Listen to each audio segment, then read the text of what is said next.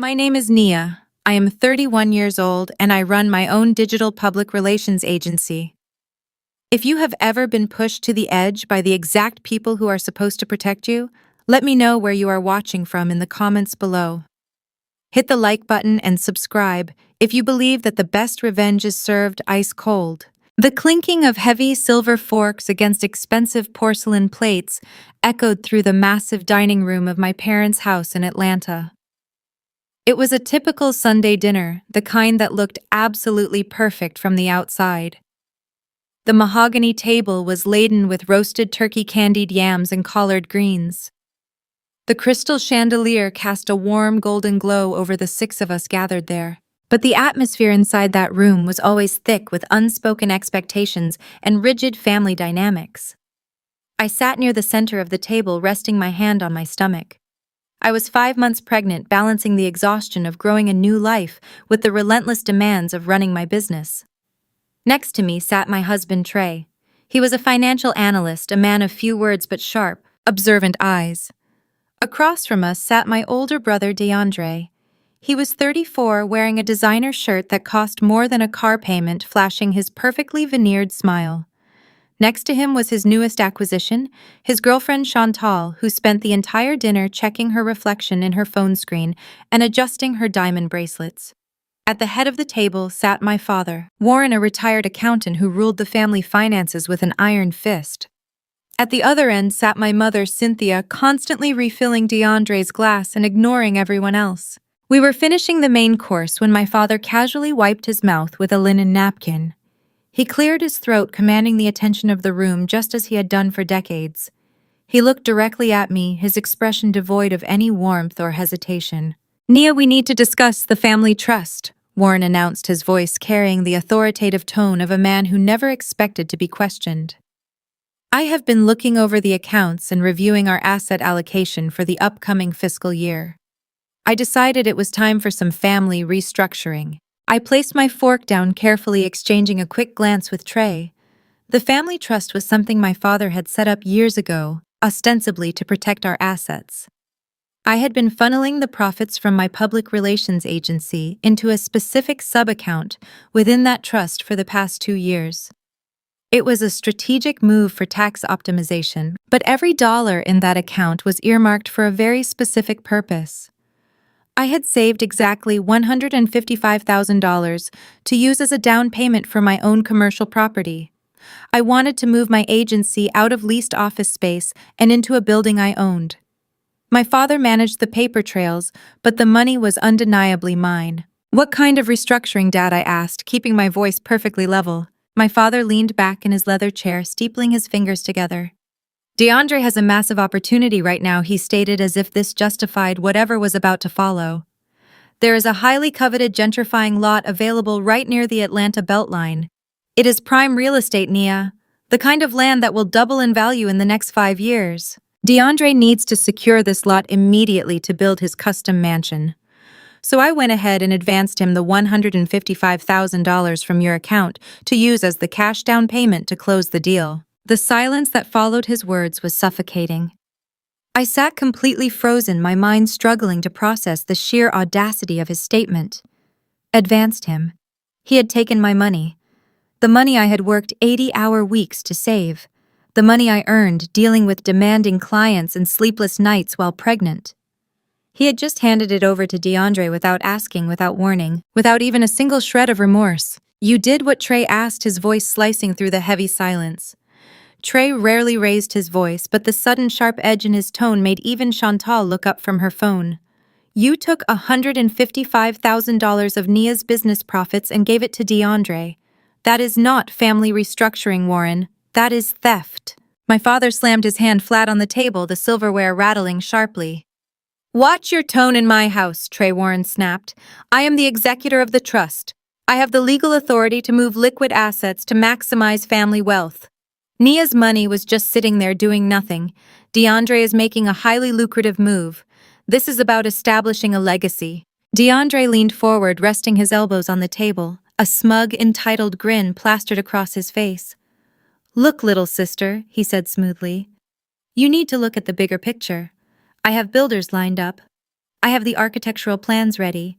This Beltline property is going to be the crown jewel of our family portfolio. I just needed the cash to beat out the commercial developers who were trying to snatch it up. You will get your money back eventually. Consider it an investment in your brother's future. I stared at him, feeling the baby kick against my ribs. DeAndre had never built a successful business in his life. He had bounced from one failed startup to another, always bailed out by my parents. You have no right to touch my money, I said, my voice trembling with suppressed rage. I need that down payment. I am expanding my agency. I am buying my own commercial space before the baby arrives. Chantal let out a loud theatrical sigh, rolling her eyes as she reached for her crystal water glass. Oh, please, Nia. Chantal drawled, her tone dripping with condescension. You are 5 months pregnant. You are going to be working from home in your sweatpants for the next 2 years anyway. Why on earth do you need commercial real estate right now? DeAndre and I need to get settled. We need a proper estate to entertain our network. Let your brother get his life together. You are acting incredibly selfish. Trey let out a harsh, bitter laugh, turning his intense gaze directly onto DeAndre. Getting his life together. Trey repeated his words, hitting like physical blows. Are we talking about the same DeAndre who just finalized his divorce from Kiara 6 months ago? The same DeAndre who left his 2 young children behind and has not paid a single dime in child support because he claims he is broke. Now suddenly you need a prime piece of real estate to build a mansion for your new girlfriend using my wife's money. You are a deadbeat father stealing from his pregnant sister to fund an illusion. The dining room erupted.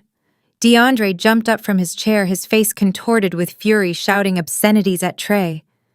My mother, Cynthia, who had been quietly enabling the entire situation, immediately leapt to her golden boy's defense. How dare you speak about his previous marriage? Cynthia shrieked, pointing an accusing finger at Trey. DeAndre is trying to heal from a very toxic relationship. Kiara was dragging him down. He is trying to rebuild his life and find happiness with Chantal. Family supports family. My mother then turned her glaring eyes toward me, employing the ultimate guilt trip she had perfected over the decades. Nia, I cannot believe you are letting your husband disrespect your brother in our home. Your brother needs this land. He needs a fresh start. You have a successful business. You have a husband with a good income. And you are acting like a spoiled child over some money that can easily be replaced. You need to learn how to sacrifice for your blood. You need to support your brother instead of trying to tear him down out of petty jealousy. I looked around the table at the people who shared my DNA. My father, who viewed my hard work as nothing more than a funding source for his favorite son. My mother, who demanded I set myself on fire to keep DeAndre warm. My brother, a narcissist who abandoned his own children yet demanded luxury. And Chantal, a parasite eager to feast on the spoils. The injustice of it was suffocating. I had spent my entire life playing by the rules, working tirelessly, and trying to earn their respect. Yet in their eyes, I was merely a stepping stone for DeAndre's ego. My heart hammered against my chest. The anger was so intense it blurred my vision. But as I looked at DeAndre's smug, punchable face, a different kind of realization washed over me. The Beltline property. The highly coveted land he was so desperate to buy. I knew exactly which parcel of land he was talking about. I knew the lot size, the zoning regulations, and the exact property taxes. I knew everything about it because of a secret I had kept completely buried from my family for years. The screaming continued around me. My father was threatening to officially lock me out of the family trust entirely if Trey did not apologize. Chantal was complaining that my negative energy was ruining her digestion. DeAndre was posturing, puffing out his chest and demanding respect. I placed my hand gently over Trey's clenched fist beneath the table. He looked at me, his eyes burning with protective fury, but he read the quiet, icy determination in my expression. I did not scream. I did not cry. I did not give them the satisfaction of seeing me break down. Instead, I took a deep, steadying breath and let the chaos wash over me until they finally ran out of breath and the room descended into a tense, hostile silence. I looked directly into my father's eyes and then at DeAndre. Fine, I said. My voice was eerily calm, cutting through the lingering tension like a surgical blade. Consider it a loan. You can use my $155,000 for the property. DeAndre's posture instantly relaxed and a victorious, arrogant smile spread across his face. Chantal smirked, taking a triumphant sip of her wine. My mother clapped her hands together, praising me for finally acting like a good, supportive sister. My father nodded, validating his own terrible actions, but I continued raising a single finger to stop their premature celebration. There is one condition, a completely non-negotiable condition. The smiles wavered. DeAndre crossed his arms. What condition, Nia? You are terrible with money. DeAndre, I stated, matter-of-factly ignoring his immediate scowl. You have mismanaged every business venture Dad has ever funded. I will not allow you to handle my cash directly. If you want my $155,000 to secure that Beltline lot, the entire transaction must be processed through an intermediary property management firm called Apex Holdings. My father frowned, his accountant brain trying to analyze the demand. Why involve a third-party management firm? That just complicates the closing process. Because Trey insists on it, I lied smoothly, throwing my husband a knowing look. Apex Holdings will manage the escrow and hold the lease agreements. It is the only way we can guarantee that DeAndre does not blow my down payment on luxury cars or expensive jewelry for Chantal before the land deal actually closes. The money goes directly from the trust to Apex Holdings, and Apex secures the land for you. You will sign the property contracts with them. That is the only way this happens. If you refuse, Trey will initiate a full forensic audit of the family trust tomorrow morning and report the unauthorized transfer to the authorities. DeAndre gritted his teeth, his pride wounded by the mandatory oversight. Chantal let out another dramatic groan. She is such a bitter, socially awkward micromanager, Chantal complained to the table. She just cannot stand to see you succeed, baby. But DeAndre was desperate. He knew that prime lots on the Beltline were being bought up by corporate developers every single day. He could not risk losing the location of his future mansion. He looked at my father, who reluctantly nodded his approval. Fine, DeAndre spat, glaring at me with pure resentment. Give me the paperwork for this Apex Holdings company. I will sign their stupid contracts. Just wire the funds immediately so I can lock down my land. I offered him a small, chilling smile. I will have the documents sent over right away, brother. What DeAndre did not know, what none of them in that dining room knew, was the devastating secret behind my condition. Apex Holdings was a private shell company that I completely owned and controlled, and that prime, highly coveted Beltline property DeAndre thought he was purchasing with my stolen money. He was not buying it at all. I had already bought that exact piece of land under the Apex Holdings name 3 years ago. The trap was set, the contracts were ready, and my brother was about to gladly walk right into his own absolute destruction. The days following that fateful dinner were a masterclass in watching a narcissist spend money he did not truly possess. DeAndre wasted no time. Thinking the $155,000 was securely his to use as a down payment for the Beltline lot, he immediately began acting the part of an Atlanta real estate mogul. He and Chantal started living a fabricated lifestyle that was as loud as it was hollow. But the audacity did not stop at the dinner table. It bled into every interaction we had over the next few weeks. DeAndre strutted into my digital public relations agency a few days later like he owned the building. He was holding a stack of papers, the Apex Holdings lease agreements I had couriered over to his apartment. He slapped them down on my reception desk without bothering to read a single page. He just wanted the funds released. I processed the paperwork with a completely straight face, masking the immense satisfaction brewing inside me. On paper, DeAndre agreed to a 99-year lease on the Beltline property. He thought he was buying it, but the fine print clearly outlined his status as a tenant. More importantly, it outlined exactly where his deposit was legally required to go. But I kept my mouth shut. I smiled, stamped the documents, and watched him strut back out to his leased luxury sports utility vehicle. For the next several weeks, the audacity of the golden child reached entirely new heights. DeAndre and Chantal decided they needed to celebrate their upcoming real estate acquisition. They began acting like Atlanta royalty, living an illusion funded by my stolen money. They posted endless updates on social media, Chantal would stand on the empty dirt lot, the lot I owned, pointing her manicured fingers at the empty air, showing her followers where the grand foyer and the infinity pool would go. She even tagged local luxury interior designers, begging for collaborations for her new custom mansion. It was utterly exhausting to witness. The situation boiled over again during a family gathering at my parents' house just 3 weeks later. My parents had invited us over for a Sunday barbecue to celebrate DeAndre securing the lot. I only went because Trey insisted we keep up appearances so DeAndre would not suspect a thing. But keeping quiet was becoming harder by the minute. We were sitting on this patio when the conversation turned back to finances. DeAndre started bragging about the architectural renderings he had commissioned. He boasted about spending $20,000 just on the preliminary blueprints. Trey, who had been sitting quietly nursing a glass of iced tea, finally reached his breaking point. Trey set his glass down so hard the liquid splashed over the rim. He slammed his hand on the patio table, the sharp crack silencing the entire yard. The conflict shifted instantly from financial irresponsibility to a deeply personal failing. Trey leaned forward, his voice a low, dangerous rumble. He verbally eviscerated DeAndre right there in front of the barbecue grill, dragging the ugly past directly into the present light. "Are you actually sitting here bragging about spending $20,000 on drawings?" Trey demanded. "DeAndre, you just divorced Kiara 6 months ago. You left her and your 2 young children in a 2-bedroom apartment.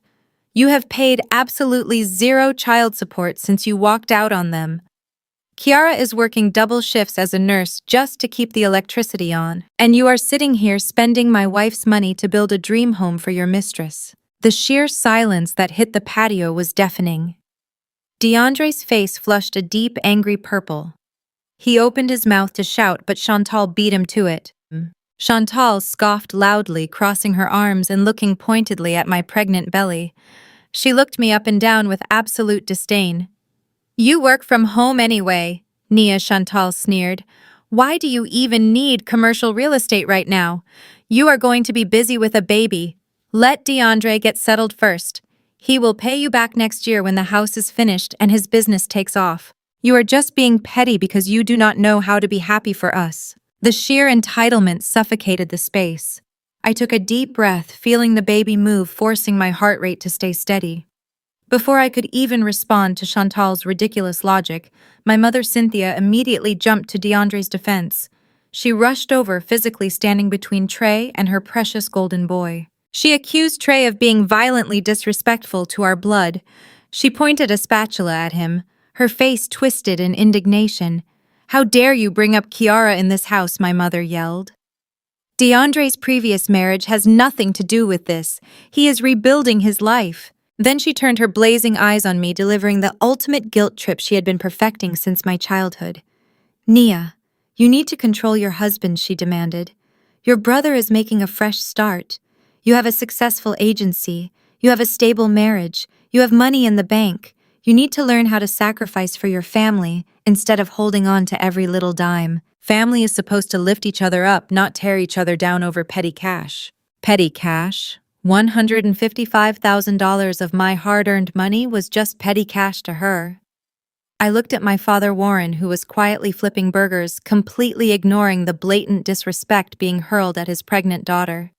He had orchestrated this entire theft, and now he was letting his wife do the dirty work of silencing me. I did not yell back. I did not let them see how deeply their betrayal cut. I simply stood up, smoothed down my maternity dress, and looked at DeAndre. "Enjoy the blueprints, brother," I said smoothly. "I hope they are everything you dreamed of." I signaled to Trey and we walked out of the backyard without another word. The drive home was quiet. Trey gripped the steering wheel tightly, his knuckles white. I knew he was furious, not just about the money, but about how my family treated me. They looked at me as a resource, an endless well they could draw from to nourish DeAndre's delusions of grandeur. But they had fundamentally underestimated me. That night, I sat in my home office and opened my secure laptop. It was time to initiate the next phase of the plan. Apex Holdings was fully operational. The paperwork DeAndre had signed was legally binding. But I needed an ally on the inside of his chaotic life, someone who deserved justice just as much as I did. I needed Kiara. The following Tuesday, I arranged a covert meeting with my former sister-in-law. We met at a quiet coffee shop on the outskirts of the city, far away from the upscale neighborhoods my parents and DeAndre frequented. Kiara looked exhausted. Dark circles shadowed her eyes, and she wore her nursing scrubs, having just come off a 12-hour overnight shift. Despite the exhaustion, she carried herself with a quiet, undeniable strength. When she sat down across from me, I slid a manila folder across the table. She looked at it warily. "What is this, Nia?" she asked, her voice guarded. She had every right to be defensive. My family had treated her terribly during the divorce, allowing DeAndre to paint her as the villain while he paraded Chantal around town. "It is a lifeline," I replied softly. I opened the folder to reveal the financial documents, the trust transfer records, and the Apex Holdings lease agreement DeAndre had blindly signed. I spent the next hour laying out the entire truth. I explained how my father had stolen my down payment to fund DeAndre's new mansion on the Beltline. I explained how DeAndre was blowing through cash while claiming he was too broke to pay child support. Kiara's eyes filled with a mixture of profound anger and deep sorrow. She traced the numbers on the bank statements with a trembling finger. "He told the judge his startup went under," Kiara whispered, her voice cracking. "He swore under oath that he had zero liquid assets." "I have been rationing groceries, Nia. I had to tell the kids they could not play soccer this season because I could not afford the registration fees. And he is building a custom mansion. He is not building anything," I corrected her, tapping the Apex Holdings contract. "He thinks he is buying the land. He thinks this $155,000 went to a seller. But it went to my shell company. I own the land, Kiara, and I am not going to let him get away with destroying your life or stealing my money." I reached into my bag and pulled out a secondary set of legal documents. I had used the profits from my digital public relations agency to hire the most ruthless, effective family law attorney in Atlanta. I handed Kiara the attorney's business card and a retainer agreement that was already paid in full. "We are going to form a secret alliance," I told her, holding her gaze steadily. "You are going to take these documents to this lawyer. Because DeAndre signed a contract with Apex Holdings, and because I structured the holding company specifically to funnel inbound payments through a legal escrow, those funds can be legally garnished if a judge places an asset freeze on him for unpaid child support." Kiara stared at me, her breath catching in her throat. "You mean that every single dollar he transferred to my company to buy that land is going to be seized by the court and redirected directly to your bank account for back-owed child support?" I said, leaning closer. "But we need to move quickly and quietly. We have to let him spend just enough to lock himself into the construction loans, and then we drop the hammer. Furthermore, I am adding you as a silent minority shareholder in the actual Beltline property. When this is all over, you and my niece and nephew will have a guaranteed source of passive income." Tears spilled over Kiara's eyelashes, tracking down her tired face. She reached across the small cafe table and grabbed my hands, squeezing them tightly. The bond between us solidified in that moment. Two strong Black women tired of being pushed aside and silenced, joining forces to tear down a narcissistic man and the toxic family system that enabled him. "Thank you," she choked out, wiping her face with the back of her sleeve. "I will not let you down, Nia." "I know you will not," I replied, handing her a tissue. "Now wipe your tears. We have an empire to dismantle." Over the next few weeks, the escalation of greed reached dizzying new heights. DeAndre and Chantal burned through the initial funds with breathtaking speed. The $155,000 was entirely depleted. They spent it on exorbitant preliminary construction costs, luxury land surveys, and ridiculous parties to celebrate their status. Chantal even hired a personal documentary crew to film her picking out imported Italian marble for the kitchen islands. They were totally oblivious to the storm gathering just over the horizon. The trap was locked. Kiara's lawyer was quietly filing the motions in family court, moving swiftly to secure the asset freeze. Meanwhile, DeAndre's arrogance blinded him to his impending financial ruin. He had no more cash, but his ego demanded the construction continue. He was about to make his fatal mistake, and I was ready and waiting to watch him fall into the abyss he dug for himself. That abyss opened up exactly 3 weeks later. My phone had been blissfully silent for days, a rare occurrence that usually signaled a storm was brewing. I was sitting at my kitchen island, reviewing the latest quarterly reports for my agency, when the heavy oak front door of our home shuddered under a series of aggressive, frantic knocks. It was not a polite visit, it was a demand. Trey walked out of the living room, wiping his hands on a towel. He shot me a warning look before opening the door. DeAndre pushed his way inside without waiting for an invitation. Chantal trailed closely behind him, her face pulled into a tight, sour expression, aggressively chewing a piece of gum. "We need to talk," DeAndre announced, pacing into the center of my kitchen like a caged animal. His designer shirt looked wrinkled, a stark contrast to his usual immaculate presentation, and the arrogant gleam in his eyes was replaced by a manic, desperate energy. "Hello to you too, DeAndre," I said calmly, closing my laptop. "To what do we owe the pleasure of this unannounced home invasion?" "I am out of liquid capital," he stated, refusing to meet my eyes. He ran a hand over his head, pacing back and forth across the hardwood floor. The architectural firm needed a much larger retainer than they initially quoted. The city demanded unexpected zoning permits and environmental studies for the infinity pool. Chantal had to put down a non-refundable deposit for the imported kitchen fixtures because of global supply chain delays. The $155,000 is entirely gone. I took a slow sip of my sparkling water, masking the intense, burning surge of satisfaction that washed over me. Gone. He had burned through my entire stolen down payment in less than 2 months with absolutely nothing to show for it, except a pile of blueprints, some fancy dirt, and a stack of expensive receipts. "That sounds like a personal cash flow problem," Trey said, crossing his thick arms over his chest and stepping between me and my brother. "Why are you here, DeAndre?" DeAndre stopped pacing and turned to Trey, forcing a smile that looked more like a painful grimace. "Because I need a co-signer," he said, the words rushing out of his mouth in a panicked breath. "I went to the bank yesterday to secure the primary construction loan. I need $500,000 to actually break ground and start pouring the foundation. But because my last tech startup technically filed for bankruptcy, the bank is giving me a hard time about my debt-to-income ratio. I need your signature, Trey. You have impeccable credit. You are a senior financial analyst. The bank will approve the construction loan instantly with your name on the paperwork." I stared at him, utterly dumbfounded by the sheer, unadulterated scale of his entitlement. He had stolen my money, insulted my marriage, abandoned his own children in a cramped apartment, and now he was standing in my kitchen, demanding that my husband take on $500,000 of liability to finance his vanity project. Chantal stepped forward, placing a manicured hand on her hip. "It is just a signature, Nia," she said, huffing in loud annoyance. "You are acting like we are asking you to pay for the house yourself. We just need Trey's credit score for a few months until DeAndre's new app launches and generates revenue. Then we will refinance and take Trey's name off the mortgage entirely. It is basic business." "Basic business," Trey repeated, his voice dangerously low and absolutely devoid of warmth. "Basic business is not committing $500,000 of debt to a man who refuses to pay his own child support. The answer is no. Absolutely not. Get out of my house."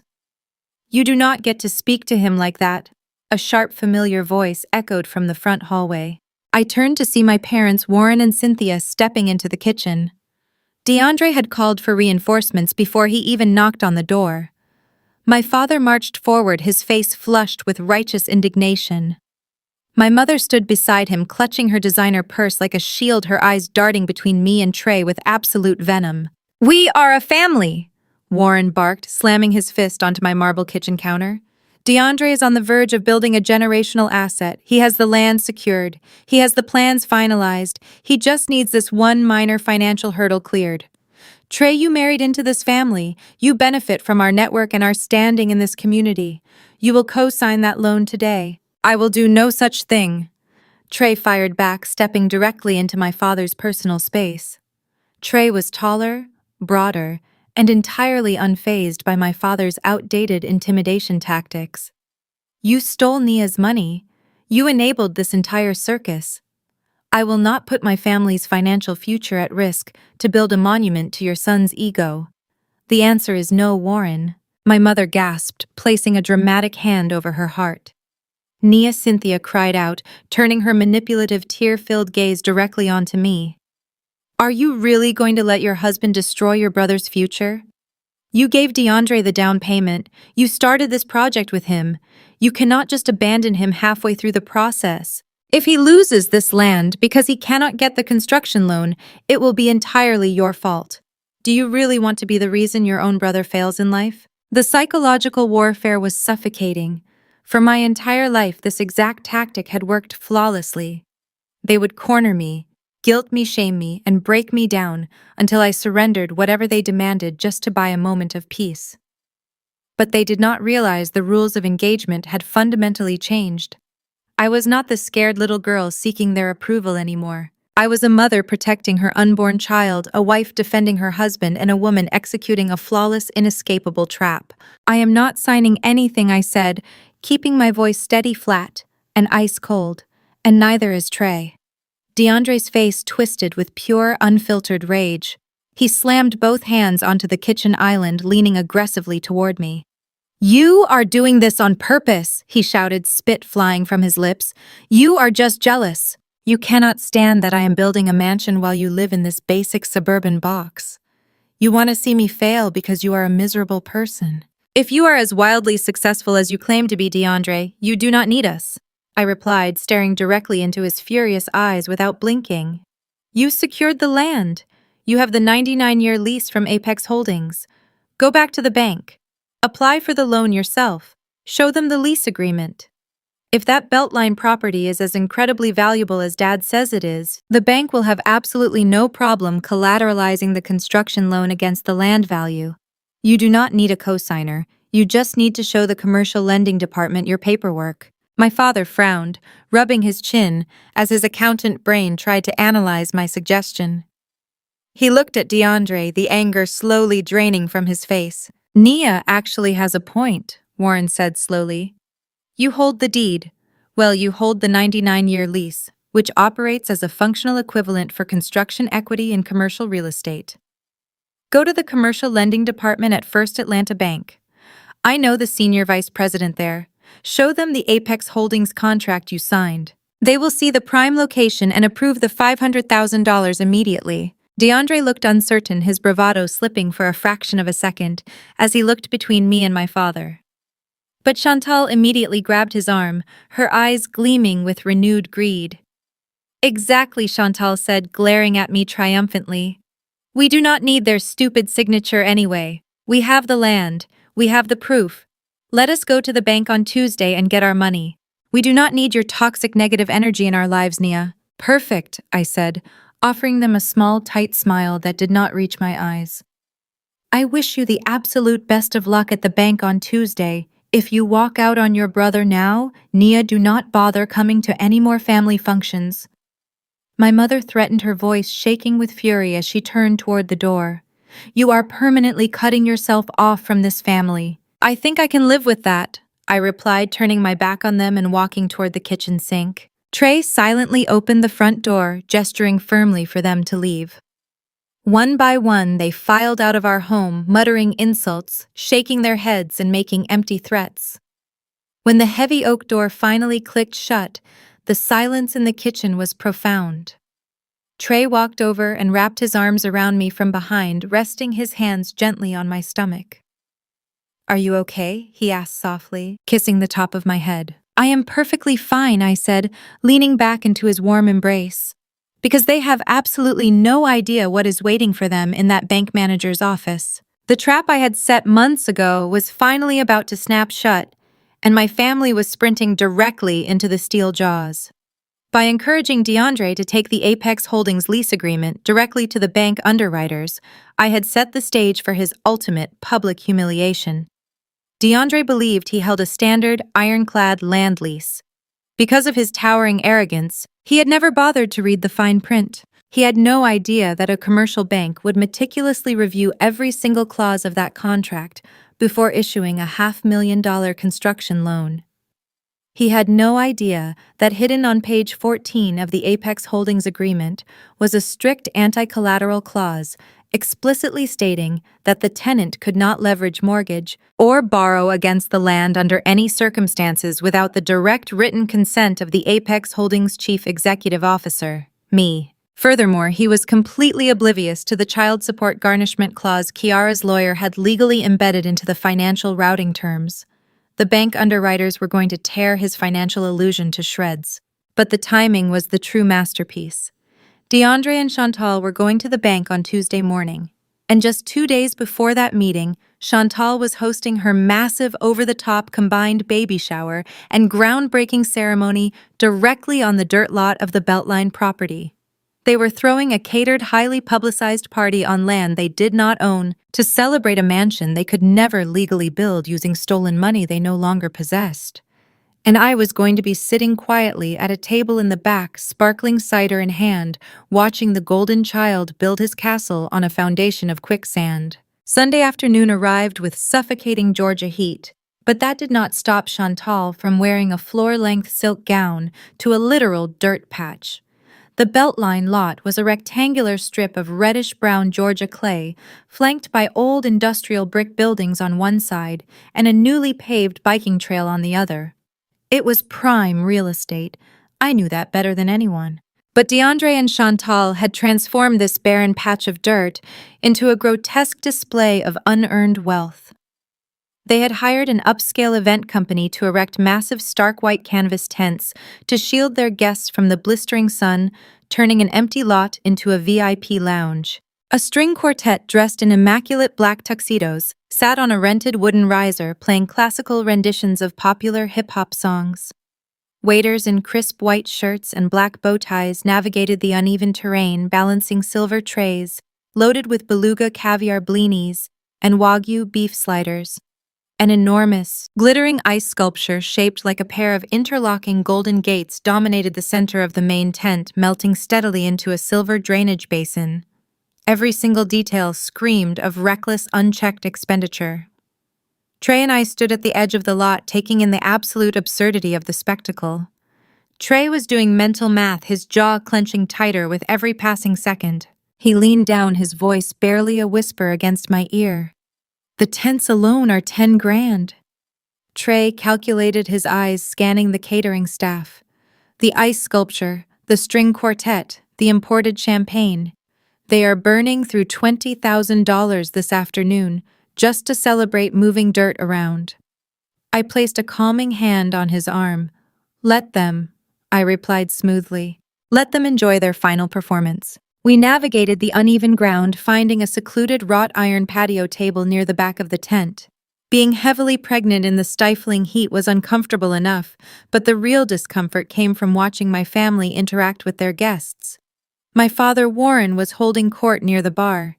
He had invited half of his golf club, parading DeAndre around like a prize-winning stallion. Warren clapped a wealthy orthopedic surgeon on the shoulder, pointing grandly toward the empty space behind the tents. "DeAndre has incredible vision," my father boasted loudly, ensuring everyone in the vicinity could hear. "He secured this lot right out from under a major corporate developer. We are breaking ground next month on a 10,000 square foot modern estate. It is going to completely redefine this neighborhood. The Adams family legacy is expanding." The sheer delusion was intoxicating. He was taking credit for my financial acumen. He was parading a mirage. I sat quietly sipping my sparkling cider, watching the performance unfold. Across the tent, Chantal was putting on her own show. She held her smartphone high on a designer ring light stick, actively live streaming the event to her thousands of followers. She wore a bright yellow silk maternity dress that clung tightly to her own growing bump, her wrists dripping with gold bangles that clinked loudly as she gestured wildly at the empty air. "Welcome to our future estate, you guys," Chantal cooed into her phone camera, flipping her hair over her shoulder. "This right here where I am standing is going to be the grand foyer with a floating glass staircase. And over there by those trees will be the infinity pool. We are working with the top architects in Atlanta to bring our vision to life." She spun the camera around, panning across the crowd until the lens landed squarely on me, sitting in the corner. Her smile sharpened into something venomous, disguised as sweet southern charm. She walked directly toward our table, the camera recording every second. "And look who decided to show up," Chantal announced to her audience. DeAndre's little sister, Nia. You know, you guys, it is so important to rise above negative energy. Some family members try to hold you back. They get jealous when you elevate. They try to micromanage your blessings. But true wealth always wins. God always rewards the faithful. Say hi to the vlog, Nia. She shoved the phone practically into my face. Trey shifted in his seat, his protective instincts flaring, but I shot him a quick look, silently ordering him to stand down. I looked directly into Chantal's camera lens. I did not glare. I did not look angry. I offered a serene, almost pitying smile. "Congratulations on the beautiful dirt, Chantal," I said pleasantly. "I cannot wait to see what Tuesday brings." Her fake smile faltered for a fraction of a second, confusion flashing in her eyes at my specific mention of Tuesday. But she quickly recovered, tossing her hair and spinning away to capture more footage of the melting ice sculpture. She dismissed me as a bitter spectator, completely unaware that I held the remote detonator to her entire life. Cynthia. My mother materialized from the crowd moments later, carrying a plate of overpriced hors d'oeuvres. She looked me up and down, her expression pinched with disapproval. "You could have dressed up a little more." "Nia," my mother reprimanded, dropping the plate onto our table. "This is a high society event. We have important investors here. You look like you just rolled out of a home office." "I am comfortable, mother," I replied evenly, resting my hands on my swollen belly. Cynthia sighed heavily, taking a seat next to me. She leaned in close, her voice dropping to a conspiratorial, scolding whisper.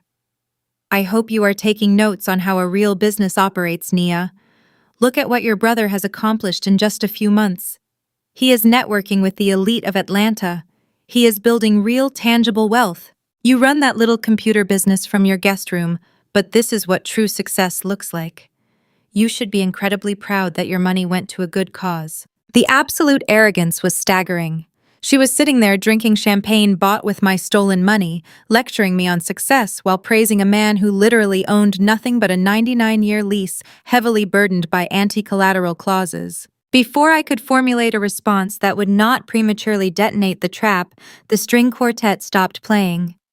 DeAndre stepped up onto a small, elevated wooden platform near the bar, tapping a silver spoon against a crystal champagne flute. The sharp ringing echoed through the massive tent, drawing the attention of the 80 or so guests. "Thank you all for coming out today," DeAndre announced, his voice booming with unearned authority.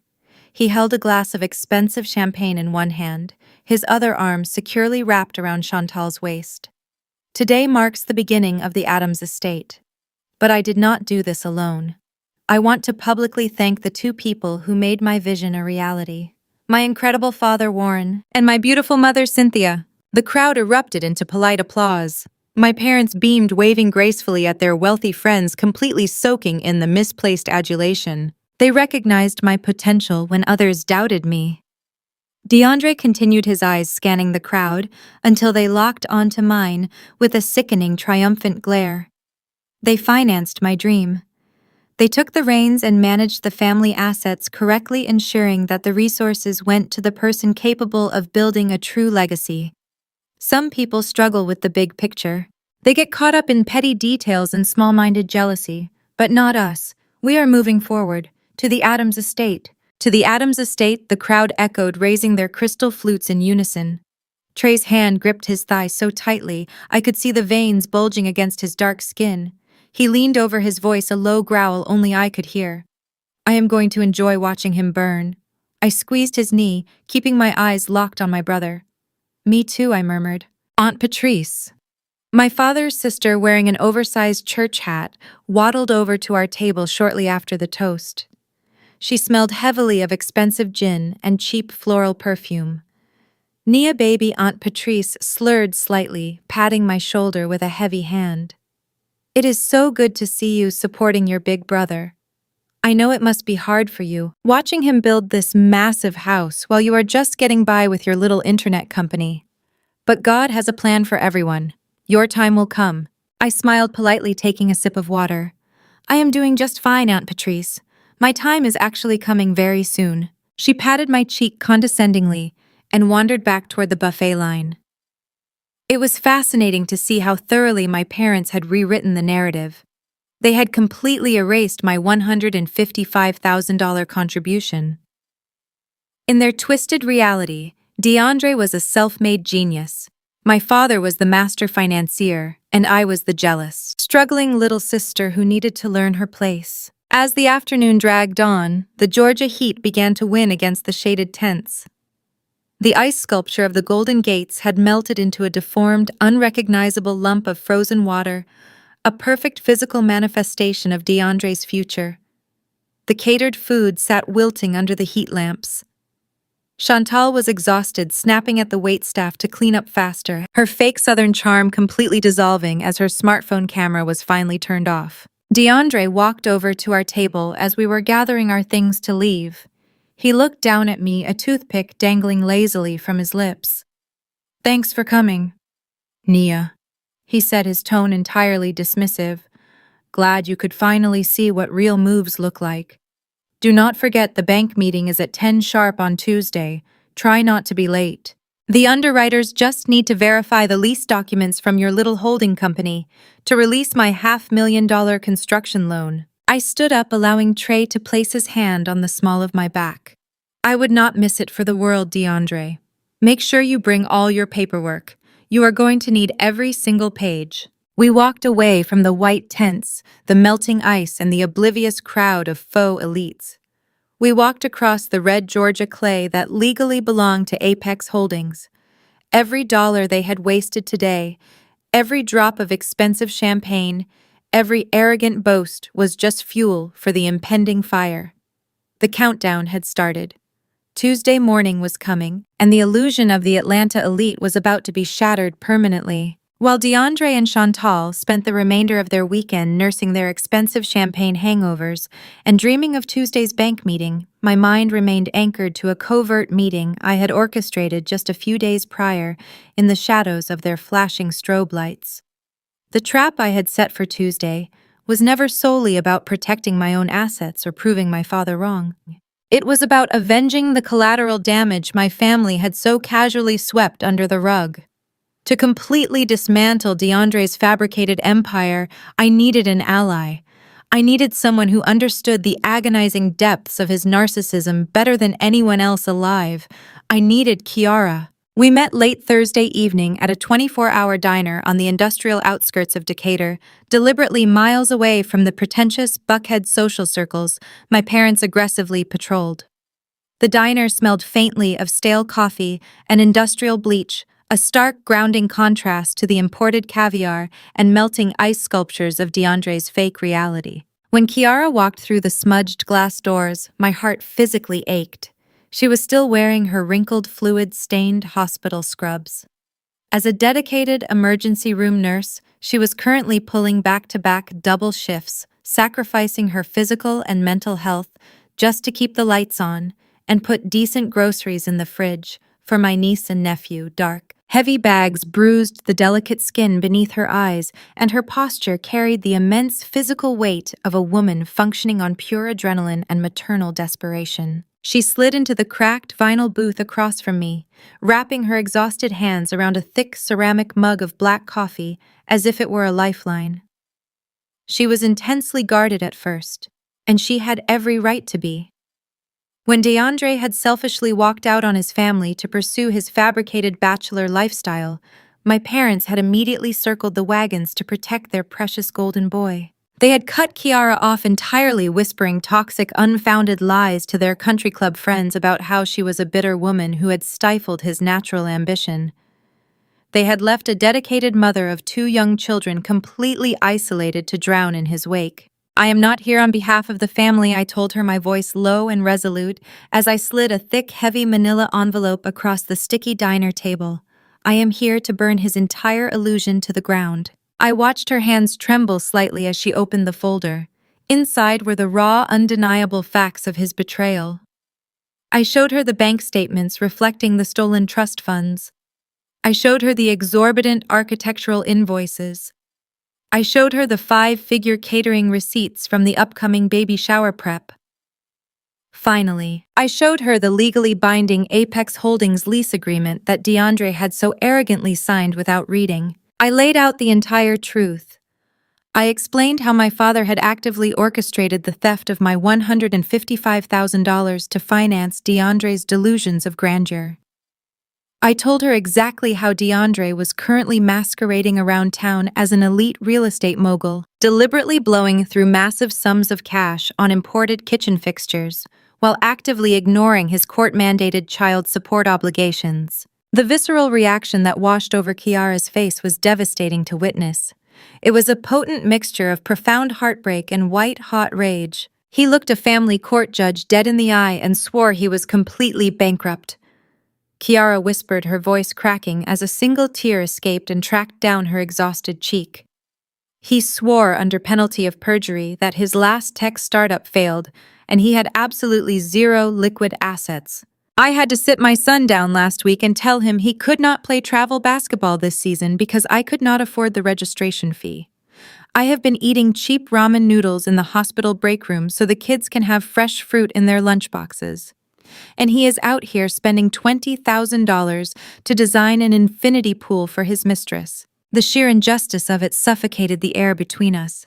I reached across the table, covering her trembling hands with my own. He does not own the land, Kiara.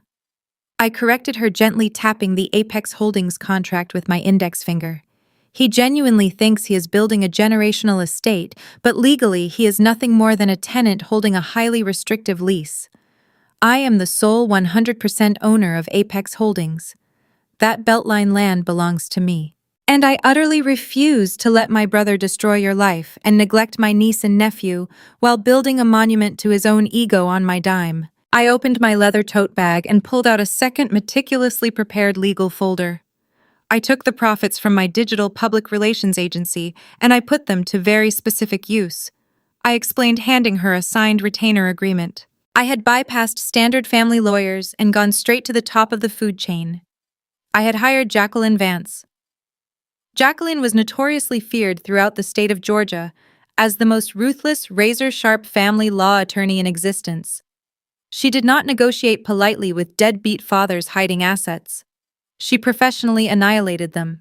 Her retainer is paid in full, I told Kiara, watching her eyes widen as she read the prominent law firm's letterhead. Jacqueline is already drafting the emergency motions to freeze his personal and business bank accounts. She is preparing to subpoena the catering companies and architectural firms to prove he has massive hidden assets. The moment he attempts to secure commercial financing, Jacqueline will be waiting to garnish every single incoming cent of his business revenue. But that is only the first phase of the plan. I continued, leaning in closer to ensure she heard every single word of my ultimate counterstrike. I slid the final, most crucial document across the table. It was an updated corporate deed and operating agreement for Apex Holdings. My parents think I am just a bitter, socially awkward sister who plays on her computer all day, I said, a cold smile forming on my lips. They severely underestimated my business acumen and my complete lack of mercy when provoked. I have legally restructured the holding company. Kiara, I am adding you as a silent minority shareholder to the actual Beltline property. You are now officially a vested partner in Apex Holdings. Kiara stared at the glowing white paper, completely paralyzed by the magnitude of the document. I explained the brutal mechanics of the legal fortress I had built. If DeAndre defaults on his lease, which he absolutely will, when his $500,000 construction loan falls through, the severe financial penalties revert directly to the holding company. When the dust finally settles and I eventually sell that prime real estate to the massive corporate developers who have been eyeing it for years, a percentage of that multi-million-dollar sale will completely bypass DeAndre and my parents. It will go directly into an ironclad, irrevocable trust specifically established for your children. We are building a legal fortress around his ego, Kiara. And when it inevitably collapses, your family will be financially secure for the rest of your lives. For years, Kiara had been a silent victim of the toxic Addams family system. She had been bullied into submission, manipulated by my parents' aggressive wealth, and emotionally battered by DeAndre's relentless, unyielding narcissism. Now she was holding the literal keys to his absolute destruction. She reached across the sticky diner table, grabbing my hands with a grip so tight and fierce it made my knuckles ache. The exhaustion that had previously weighed down her features was instantly incinerated, replaced by the blazing, unwavering fire of a mother protecting her young. Two strong black women tired of being silenced and pushed aside by a toxic patriarchal family dynamic were finally joining forces in the shadows to level the playing field. "We are going to tear him down," Kiara promised, her voice no longer shaking but ringing with absolute deadly certainty. "We are tearing the entire system down," I agreed, holding her gaze. "No more golden boys. No more enabling parents. We are taking back everything that was stolen from us." We spent the next 2 uninterrupted hours in that diner plotting every single detail with surgical precision. Kiara immediately forwarded the Apex Holdings lease agreement to Jacqueline Vance through a secure client portal. Jacqueline, being the apex predator of family law, immediately recognized the sheer devastating genius of the trap. Because DeAndre had arrogantly signed a commercial land lease that explicitly tied his personal assets to the property development, his impending application for a $500,000 construction loan would legally trigger a mandatory comprehensive financial disclosure. The exact moment the commercial underwriters processed his loan application on Tuesday morning, Jacqueline would hit the courts with a rapid-fire, unblockable garnishment order for unpaid child support. She would directly link his fraudulent bankruptcy claims in family court to his sudden brazen attempt to secure massive commercial debt. It was a perfect, inescapable pincer movement designed to crush him from both sides simultaneously. Now the weekend of the lavish, ridiculous dirt party had faded into a humid Monday, and finally the sun rose on the highly anticipated Tuesday morning. DeAndre and Chantal were completely oblivious to the legal sniper rifles trained directly on their financial future. They woke up believing they were walking into First Atlanta Bank to be officially crowned the new royalty of the city's real estate elite. They genuinely thought the senior bank manager would take one look at their 99-year lease, admire their vision, and cheerfully hand them a blank check to begin pouring concrete. I was sitting at my kitchen island, sipping a fresh cup of decaf coffee, my secure laptop open in front of me. Trey stood behind me casually, massaging my shoulders, his eyes locked on the digital clock in the corner of my screen. It was 9:55 in the morning. DeAndre's meeting was scheduled for 10 sharp. My phone buzzed on the marble counter, vibrating with a single, highly anticipated text message from Kiara. "Jacqueline just filed the emergency injunction. The trap is sprung." I smiled, closing my laptop with a soft, satisfying click. The golden child was about to step directly into the abyss, and there was absolutely no one left to catch him. The days following that fateful dinner were a masterclass in watching a narcissist spend money he did not truly possess. DeAndre wasted no time. Thinking the $155,000 was securely his to use as a down payment for the Beltline lot, he immediately began acting the part of an Atlanta real estate mogul. He and Chantal started living a fabricated lifestyle that was as loud as it was hollow. But the audacity did not stop at the dinner table. It bled into every interaction we had over the next few weeks. DeAndre strutted into my digital public relations agency a few days later like he owned the building. He was holding a stack of papers, the Apex Holdings lease agreements I had couriered over to his apartment. He slapped them down on my reception desk without bothering to read a single page. He just wanted the funds released. I processed the paperwork with a completely straight face, masking the immense satisfaction brewing inside me. On paper, DeAndre agreed to a 99-year lease on the Beltline property.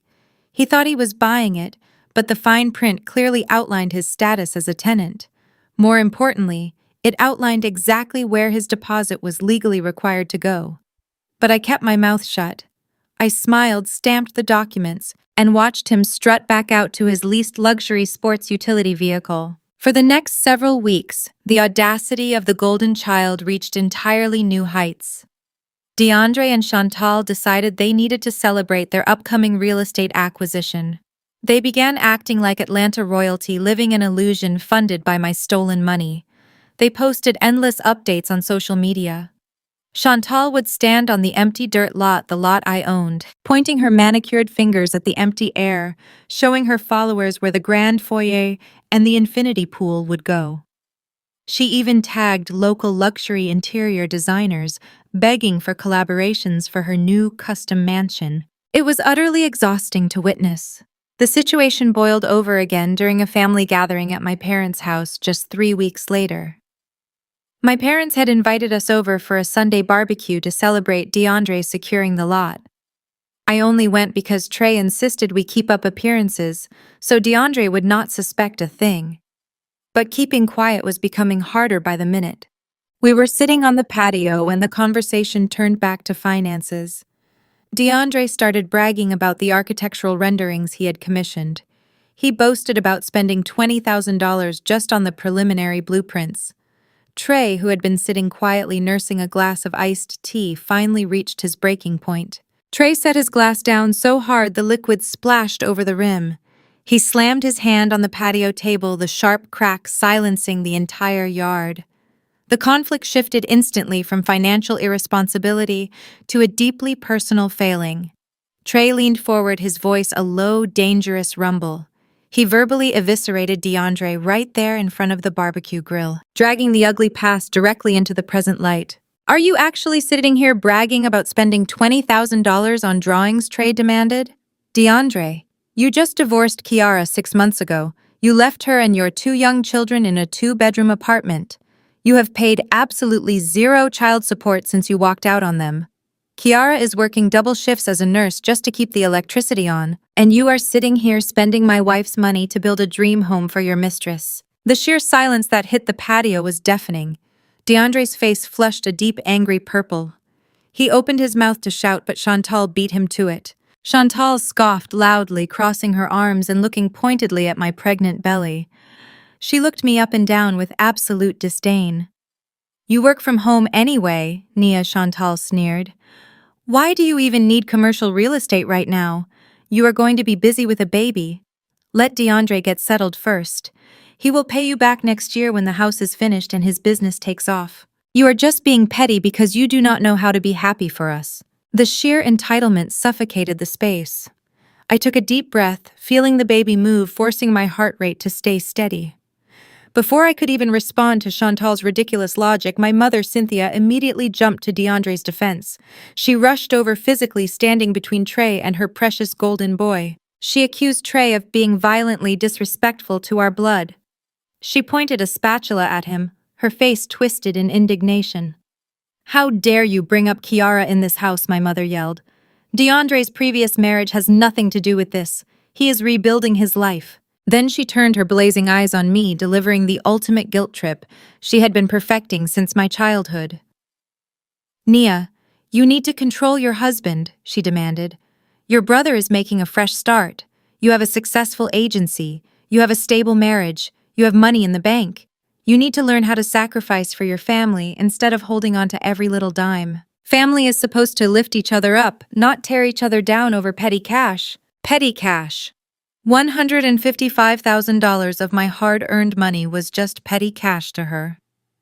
I looked at my father, Warren, who was quietly flipping burgers, completely ignoring the blatant disrespect being hurled at his pregnant daughter.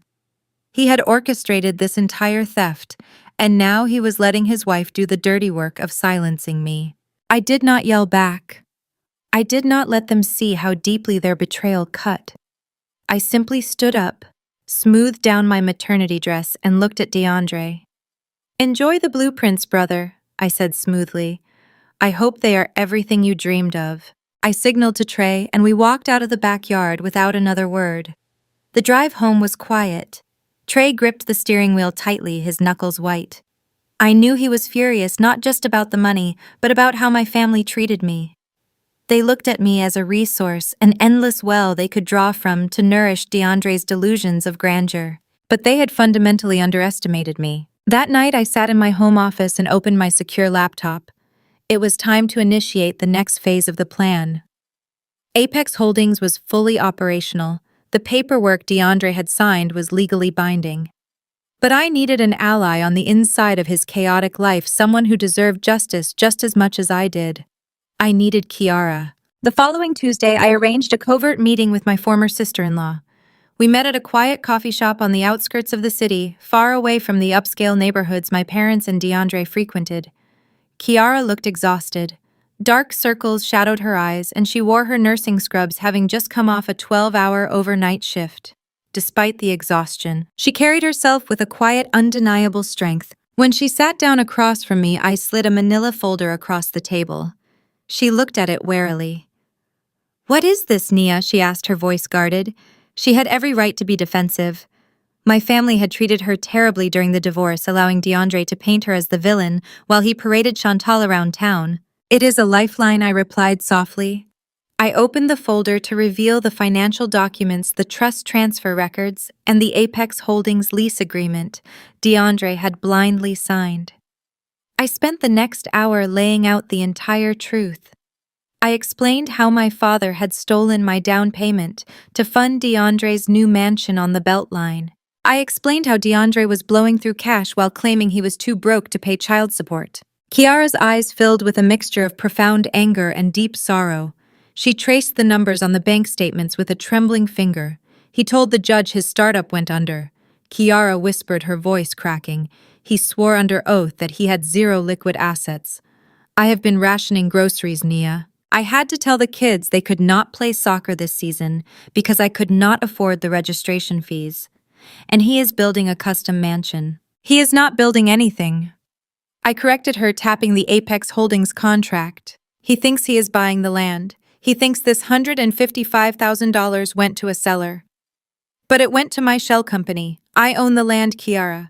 And I am not going to let him get away with destroying your life or stealing my money." I reached into my bag and pulled out a secondary set of legal documents. I had used the profits from my digital public relations agency to hire the most ruthless, effective family law attorney in Atlanta. I handed Kiara the attorney's business card and a retainer agreement that was already paid in full. "We are going to form a secret alliance," I told her, holding her gaze steadily. "You are going to take these documents to this lawyer, because DeAndre signed a contract with Apex Holdings, and because I structured the holding company specifically to funnel inbound payments through a legal escrow. Those funds can be legally garnished if a judge places an asset freeze on him for unpaid child support." Kiara stared at me, her breath catching in her throat. "You mean that every single dollar he transferred to my company to buy that land is going to be seized by the court and redirected directly to your bank account for back-owed child support?" I said, leaning closer. "But we need to move quickly and quietly. We have to let him spend just enough to lock himself into the construction loans, and then we drop the hammer.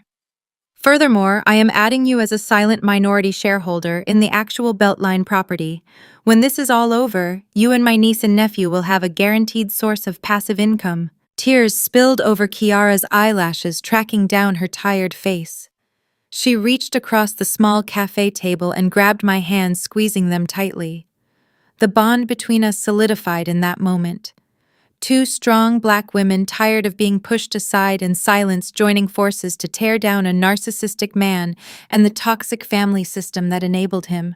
"Thank you," she choked out, wiping her face with the back of her sleeve. "I will not let you down, Nia." "I know you will not," I replied, handing her a tissue. "Now wipe your tears. We have an empire to dismantle." Over the next few weeks, the escalation of greed reached dizzying new heights. DeAndre and Chantal burned through the initial funds with breathtaking speed. The $155,000 was entirely depleted. They spent it on exorbitant preliminary construction costs, luxury land surveys, and ridiculous parties to celebrate their status. Chantal even hired a personal documentary crew to film her picking out imported Italian marble for the kitchen islands. They were totally oblivious to the storm gathering just over the horizon. The trap was locked. Kiara's lawyer was quietly filing the motions in family court, moving swiftly to secure the asset freeze. Meanwhile, DeAndre's arrogance blinded him to his impending financial ruin. He had no more cash, but his ego demanded the construction continue. He was about to make his fatal mistake, and I was ready and waiting to watch him fall into the abyss he dug for himself. Tuesday afternoon arrived with the subtlety of a freight train crashing through my front window. I was still sitting at the kitchen island reviewing the confirmation emails from Kiara's attorney when the sound of screeching tires tore through the quiet suburban street. Through the large bay windows of our living room, I watched DeAndre's leased luxury sports utility vehicle violently mount the curb and slam into our driveway. The golden child had officially lost his shine. He practically ripped the car door off its hinges. Chantal tumbled out of the passenger side, her usually immaculate hair frizzy and wild, her face streaked with ruined mascara. The sheer panic radiating from them was palpable even through the reinforced glass of my front door. The bank meeting had clearly not gone according to their arrogant script. Before Trey could even intercept them at the entryway, DeAndre pushed his way inside his chest, heaving as if he had just sprinted a marathon. He marched directly into my living room, bringing the chaotic, desperate energy of a cornered animal into my peaceful home.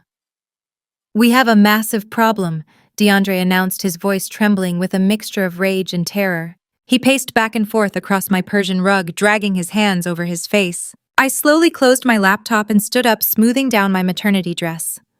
Trey stepped out of his home office, his posture instantly rigid, as he moved to stand shoulder to shoulder with me. "What kind of problem?" "DeAndre," I asked, keeping my tone completely neutral. DeAndre stopped pacing and glared at me, his eyes bloodshot. "The money is gone, Nia. Every single dollar of the $155,000 is completely gone." I raised an eyebrow, feigning mild surprise. "Gone? How exactly does one misplace that much liquid capital in a matter of weeks?" He let out a frustrated, guttural groan. "Preliminary construction costs," he snapped, waving his hands defensively. "The architectural renderings cost twice what they originally quoted. We had to pay for luxury land surveys and top-tier environmental testing. And Chantal insisted on securing the interior designers with non-refundable retainers so we would not lose our slot." Chantal sniffled loudly from the doorway, crossing her arms over her chest. "I had to order the imported Italian marble for the kitchen islands," she whined, her voice dripping with misplaced entitlement. "Global supply chains are a nightmare right now. If I did not put down $30,000 yesterday, the shipment would be delayed until next year. Plus, we had to look the part. You cannot network with Atlanta real estate moguls looking like you shop at a discount mall. We had to upgrade our wardrobe, secure the VIP tables at industry events, and host that site-clearing party to build hype. We had to spend money to make money." I stared at her, utterly fascinated by the sheer depth of her delusion. They had burned through a stolen down payment to fund a fabricated lifestyle, buying designer clothes and throwing catered parties on an empty dirt lot they did not even legally own. They had completely drained the well.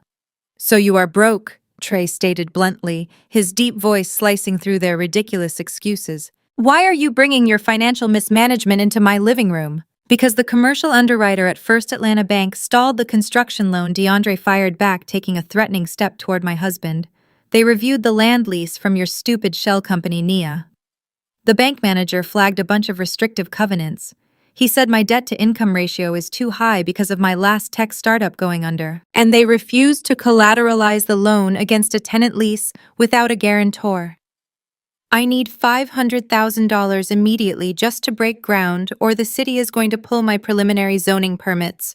DeAndre took a deep, shuddering breath, forcing his face into an expression of desperate brotherhood. "I need a co-signer, Trey. I need your credit score." The absolute audacity of the request hung in the air, thick and suffocating. DeAndre had stolen my money, insulted my business, abandoned his own children, and now he was standing in my home demanding that my husband take on $500,000 of liability to save his vanity project. Trey let out a short, humorless laugh. He shook his head, looking at DeAndre as if he were a complete stranger. "You must have lost your mind," Trey said, his tone absolute zero. "You walk into my house, admit you blew through over $100,000 on designer clothes and fake marble, and then ask me to put my family on the hook for a $500,000 bank loan. The answer is absolutely not." DeAndre's face twisted into a snarl. "You do not understand," he yelled, his voice echoing off the high ceilings. "This is a guaranteed return on investment. Once the house is built and appraised, we will refinance and take your name right off the mortgage. It is just a temporary signature." "I am not risking my unborn child's financial security for your ego," Trey replied, stepping closer to DeAndre, completely unfazed by his aggression. "Get out of my house." Before DeAndre could respond, the heavy front door swung open again. DeAndre had obviously called for reinforcements the second he left the bank parking lot. My father Warren marched into the living room with the authority of a military general. My mother Cynthia trailed right behind him, her face pulled into a tight, furious scowl. The living room instantly transformed into a battlefield. "What is the meaning of this?" Warren demanded, pointing a rigid finger at Trey. DeAndre called me in a panic. He said, "You are refusing to sign the loan documents because I am not an idiot." Warren Trey shot back, not backing down an inch. "I am not co-signing a $500,000 commercial construction loan for a man with no liquid assets and a history of bankruptcy." My father's face flushed a deep, dangerous purple. He puffed out his chest, attempting to use the same intimidation tactics that had bullied my family into submission for decades. "You listen to me very carefully," Trey Warren growled. "You married into this family. You benefit from our standing in this community. DeAndre is on the verge of securing a generational asset for the Adams legacy. He just needs a minor administrative push to get past the underwriters. You will sign those papers, and you will do it today." I stepped forward, placing myself firmly between my father and my husband. "Trey is not signing anything," I said, keeping my voice dangerously calm. "My husband's immaculate credit score is not a toy for DeAndre to play with." "The answer is no." Cynthia gasped, placing a dramatic hand over her chest as she stepped forward to intervene. "Nia, how can you be so cruel?" My mother cried out, weaponizing her tears with expert precision. "Your brother is in crisis. He is trying to build a future for his growing family. You have money. You have a stable business. Why are you always so greedy? Why must you always make things so difficult?" "I am not making things difficult, Cynthia," I replied smoothly. "I am setting a boundary." "A boundary," Warren scoffed, spitting the word out like a curse. "You do not get to set boundaries when family money is on the line." "You are just jealous, Nia. You have always been jealous of your brother. You sit in your basic suburban house, playing on your computer, while DeAndre is out there building an absolute empire. You cannot stand to see him succeed where you failed." I stared at my father, absorbing the venom in his words. The man who had actively orchestrated the theft of my savings to fund this very disaster was now standing in my living room, accusing me of jealousy. The layered tension in the room reached a staggering, volatile boiling point. "You gave him the down payment now. Finish what you started," my father yelled, his voice vibrating with absolute unyielding entitlement. "You initiated this project. You agreed to help him. If you do not force your husband to sign that loan document right now, I will cut you out of this family entirely. You will be dead to us, Nia. Do you hear me? Dead to us." The threat was supposed to break me. For 30 years, the fear of being exiled from the Adams family had kept me compliant, quiet, and easily manipulated. But looking at my red-faced father, my crying mother, my arrogant brother, and his empty, entitled girlfriend, I felt absolutely nothing but a profound, liberating clarity. I looked DeAndre straight in the eye, offering him a sharp, chilling smile. "If you are the brilliant real estate mogul you claim to be, brother, you do not need Trey's signature," I said, my voice dripping with cold, calculated confidence. "You do not need our help. You have the land lease. Go ahead and apply for the commercial loan yourself. Go back to the bank, submit your personal financials, and force the underwriters to approve it on your own merit. Show them who you really are." DeAndre stared at me, his chest heaving, his pride violently triggered by my challenge. He hated being perceived as weak. He hated the implication that he needed my husband to achieve his dreams. "I do not need him," DeAndre spat, pointing an aggressive finger at Trey. "I do not need either of you." "You are right, Nia. I will go back to the bank right now. I will submit the application strictly under my own limited liability company. I will push it through myself. And when that $500,000 hits my account, do not even think about showing up to my estate." He grabbed Chantal's arm and stormed out of the living room, completely blinded by his own toxic pride. Warren and Cynthia cast one final disgusted glare in my direction before turning and following their golden boy out the front door. The heavy oak door slammed shut, rattling the picture frames on the walls. Trey let out a long, slow breath, turning to look at me with wide eyes. You just challenged him to submit his personal financial application directly to the commercial underwriting department. Trey said, a slow, knowing smile spreading across his handsome face. I nodded, walking over to the window to watch their vehicles speed away down the street. I told him to apply for the loan himself, knowing exactly what the bank will discover the moment they run his social security number. Jacqueline Vance had filed the emergency child support injunction hours ago. The asset freeze was already actively populating across the state and federal banking networks. The exact second DeAndre sat down in front of that loan officer and formally submitted his application to secure commercial funding, the banking system would flag his hidden accounts, cross-reference his fraudulent bankruptcy claims in family court, and instantly lock down every single financial avenue he possessed. He thought he was marching back to the bank to secure his empire. He had no idea he was walking directly into a federal financial trap that would seize his assets, expose his lies, and trigger the default clauses on the Beltline property all at once. The escalation of his greed had finally pushed him over the edge, and the fall was going to be spectacular. While the extravagant baby shower continued on top of the red Georgia clay, my mind drifted back to the agonizingly quiet 3 weeks that preceded it. DeAndre's explosive exit from our living room had not resulted in a peace treaty. It was a tactical retreat.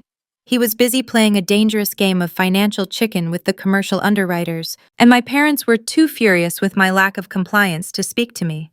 Then the gold foil invitation arrived in my mailbox. It was a heavy embossed piece of cardstock announcing a combined groundbreaking ceremony and baby shower for DeAndre and Chantal.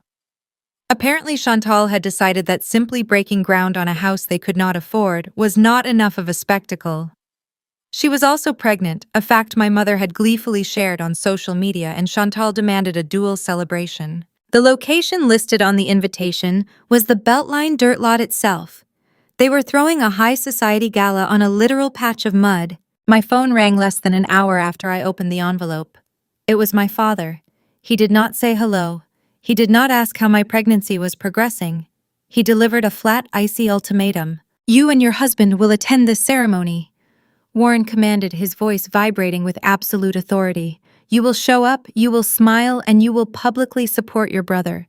If you attempt to embarrass us by staying home, or if you bring any of that toxic jealousy to this event, I will permanently cut you out of this family. You will be completely estranged. I will make sure every single person in our circle knows exactly what a bitter, unsupportive sister you are. I held the phone away from my ear for a fraction of a second, letting the sheer toxicity of his threat wash over me.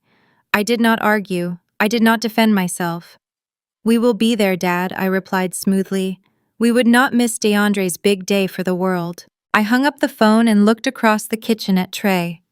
He was sitting at the island reviewing a stack of legal documents. For the past 3 weeks, Trey had been noticeably absent from our usual evening routines. He had been pulling late nights coordinating covertly with Kiara and Jacqueline Vance to ensure the financial snare around DeAndre's neck was perfectly tightened. Trey had personally driven Kiara to the courthouse to sign the final affidavits. He was deeply invested in making sure my brother faced the absolute maximum penalty for his arrogance. Get your best suit dry cleaned, I told my husband, tossing the gold foil invitation onto the marble counter. We have a groundbreaking to attend. When Saturday afternoon arrived, the Georgia humidity was thick and suffocating, wrapping around us like a wet blanket the moment we stepped out of our car.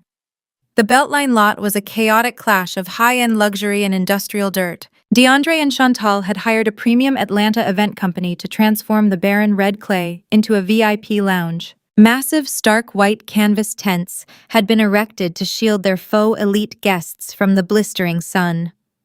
Crystal chandeliers dangled precariously from the aluminum tent poles, casting rainbows of light over the mud. An extravagant catered buffet stretched across the back of the main tent, featuring imported seafood, a carving station, and waitstaff in crisp white gloves who struggled to balance silver trays while navigating the uneven dirt clods. The guest list was a perfectly curated collection of Atlanta's most superficial social climbers. There were minor social media influencers recording every second for their followers, heavily leveraged local business owners wearing flashy designer logos, and a handful of D-list reality television cast members desperate for camera time. It was a crowd that valued the illusion of wealth far more than actual substance. Trey and I navigated the treacherous ground, keeping to the perimeter. I was heavily pregnant, the heat making my ankles swell, but I refused to let my discomfort show.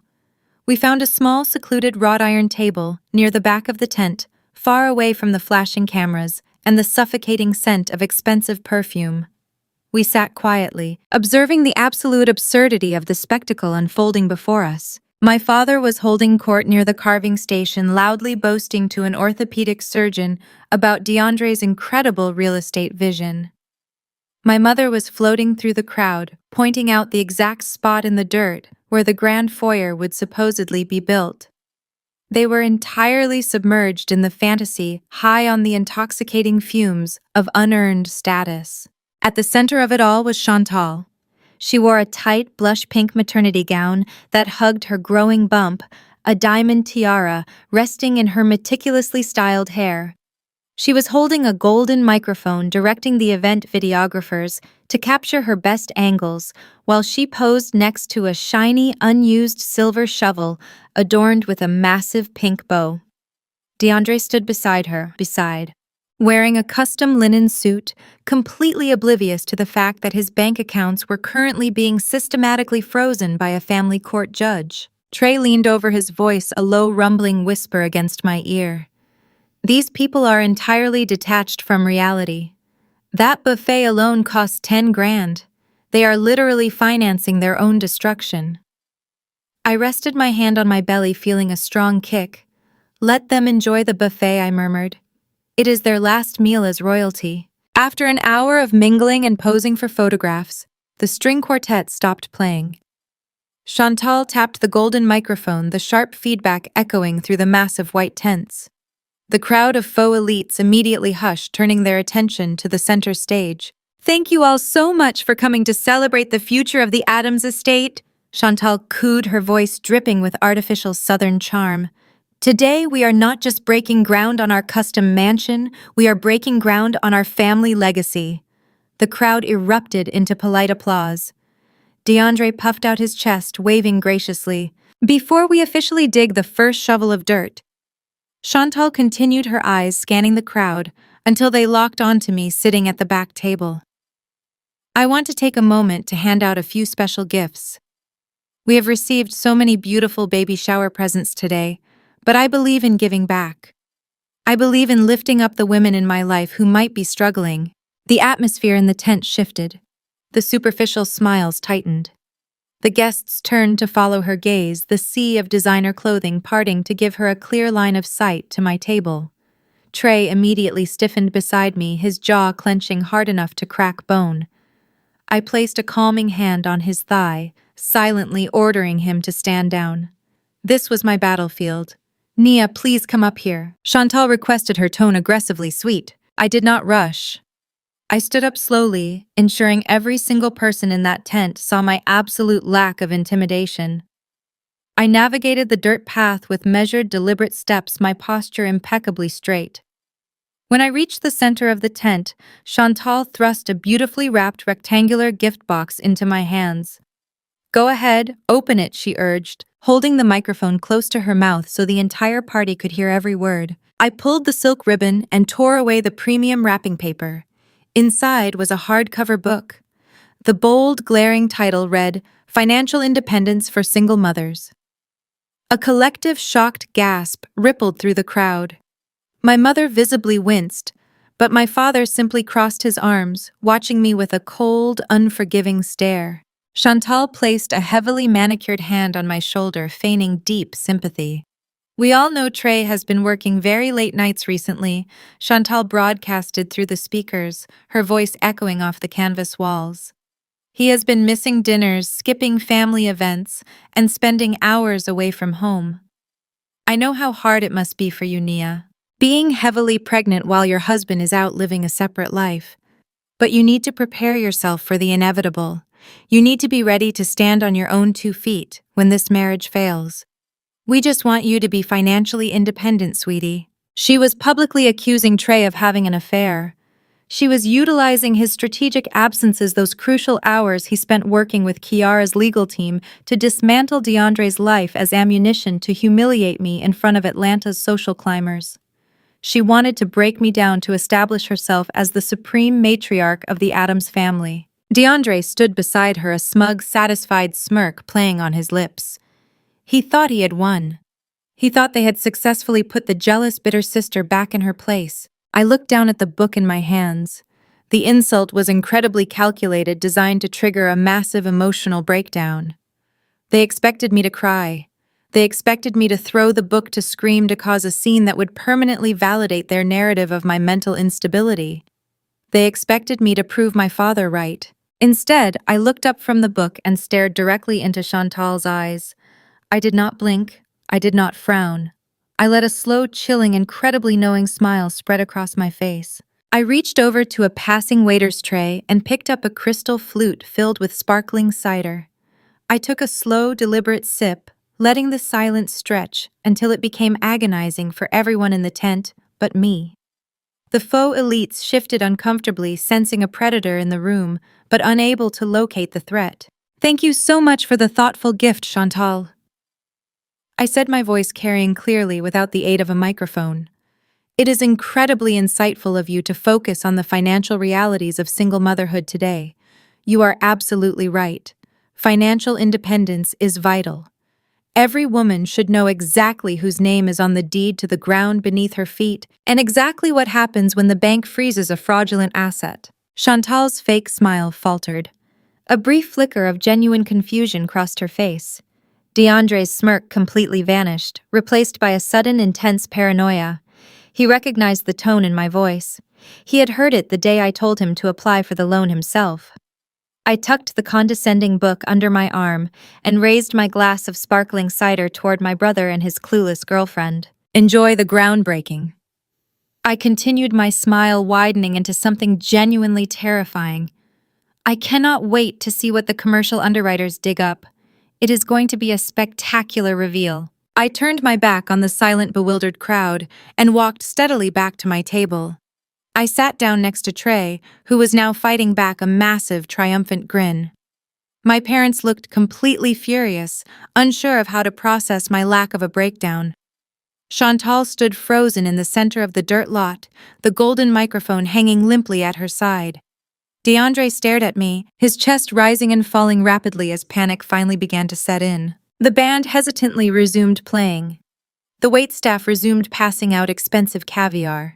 But the illusion was fractured. The golden child had felt the cold steel of the trap snapping shut around his ankle, even if he did not fully comprehend the mechanics of the snare yet. The extravagant baby shower continued on top of the red Georgia clay, but I sat quietly sipping my cider, entirely at peace. The fuse was lit and the explosion was mere hours away. The heavy humidity of the Georgia afternoon seemed to press down on the white canvas tents, trapping the suffocating scent of expensive floral arrangements and catered truffle oil. The momentary disruption caused by Chantal's condescending book gift had passed, but a lingering, uncomfortable energy remained suspended in the air.